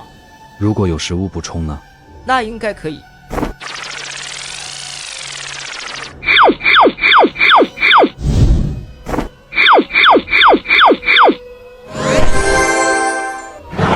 不过你这手臂怎么办？我修行的是蛇退法，每次境界突破时会化为蛇退，哪怕只剩下半个身子都能长回来。这术法不错呀。林城，禁足堂的出口应该在肋骨处吧？是的，叔父让我临行前记得收集1块肋骨的碎片，具体我也不知道有何作用。原来如此。话说你在绳结洞内待了这么久，怎么没被腐蚀而嘎？叔父给过我1颗丹药，服下后能够在绳结洞内待上数日。操，宋宗吾也太不靠谱了吧！自己前去禁足堂可谓是啥也不知，要是换做他人早嘎了。走，先离开这里。系统查看一下披甲功信息。骨甲者，内骨外生；脊骨者，外物内蕴；生骨者，生骨如气。具体信息只能出去后询问宋宗吾了，再确定术法的异化路线。到禁足堂了。两人到禁足堂后，却看见不远处竟然有个庞大的阴影。禁足堂内有个莫名的规矩，如果在监牢附近遇到一只长着人脸的猪，千万不要理会它，也不要相信它嘴里的话，无事走过去即可。就在任清与人面猪擦身而过的时候，呢喃细语涌入耳朵。取活人的内脏为其服下，如果失去5脏却不嘎，于药材合煮36日，便能治愈风寒。这到底是什么？可能是类似狱卒的存在，他们只会说些诱导人心的话语，并不会伤人。走吧，先出去再说。任兄，肋骨可能是进出禁足堂的信物，千万别忘了。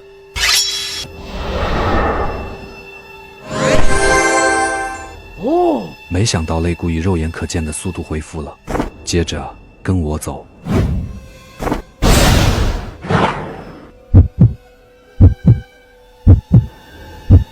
这里除心脏以外，并没有看到其余的内脏，不知是不是视野所限。那边光环处想必就是出口了。任兄，我就先出去了。看来未必完全隔开了外界，使得阿比地狱就像个小世界。这是由术法形成的小世界，等寿元足够时就晋升饕餮法。任清只感觉脑袋天旋地转，浑身气血的流速更是加快了数倍。等他回过神来的时候，眼前耸立着熟悉的假山。任清，这次禁足堂之行，多谢你救了林城，我还要带他回去调理伤势，就先行一步了。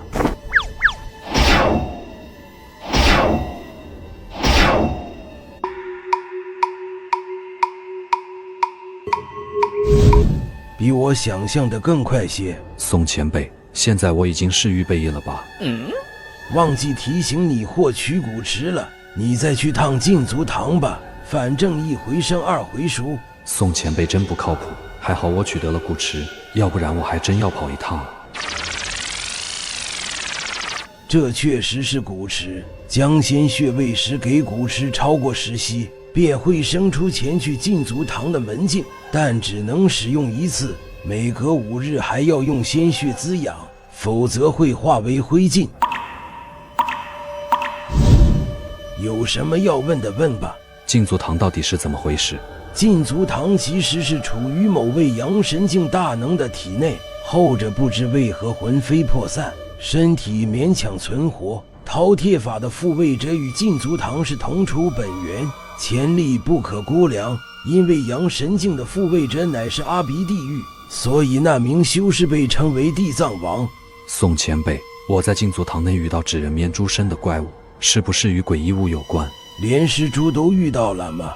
宋宗吾干脆讲述起关于禁足堂的始末，是哪位修士建立的禁足堂，早已不得而知。估摸着也是机缘巧合，意外进入到阿鼻地狱，因为他们压根不知道地藏王身处的位置。如今已经过去数百年，阿鼻地狱勉强维持现状。在此期间，禁足一直试图找寻地藏王的踪迹，可依旧毫无收获。你拿到预备役的身份令牌后，可以去禁足堂内的密阁查看地图，里面还存有各个禁区的信息。至于那头尸猪，其实与一门名叫招魂术的术法有关。招魂术的作用是唤出刚死去尸体的魂魄，通常情况下其实无法用作复活的。人有三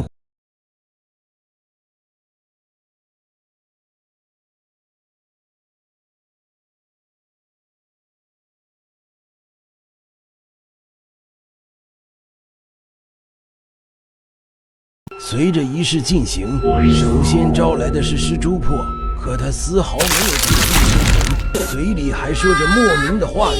刚开始叙述的都是关于受尸的内容，但等到招魂术将臭废魄唤来禁足堂后，尸猪话语中便开始涉及死人了。禁足硬着头皮继续招魂，最后换来的是非毒魄，也就有了那些如何把活人当作要饮的鬼言。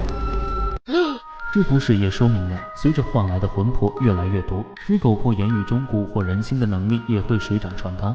我怀疑这三魄压根与地藏王无关，可能是某种莫名存在的魂魄被招到了禁足堂。臭废魄与非毒魄是怎样的？臭废魄会在禁足堂内不断游荡，任何人见到其都会生出克制不住的恼恨，直到将臭废魄杀杀后才会消除。尸猪魄与臭废魄的危害并不大，只有非毒魄有一定的攻击性，不过被关在禁足堂某处。等预备役的令牌制作完毕后，会有禁足前来登记造册，主要是记录掌握的主修术法。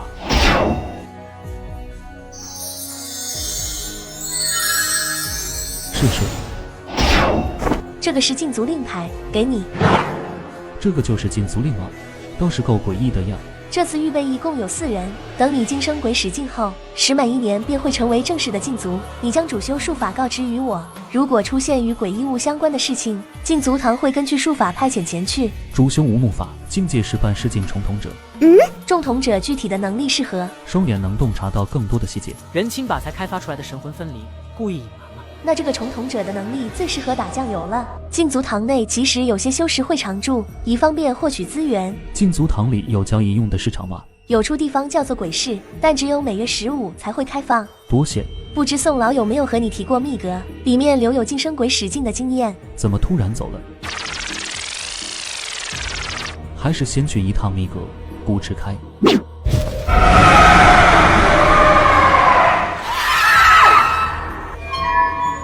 这禁足堂的入口为何布满了人脸？不管了，还是先去密阁。任清把自己伪装了一下，就前往了密阁。这道悬着的塔就是密阁了吗？我们好像认得，前辈并不认得，总感觉。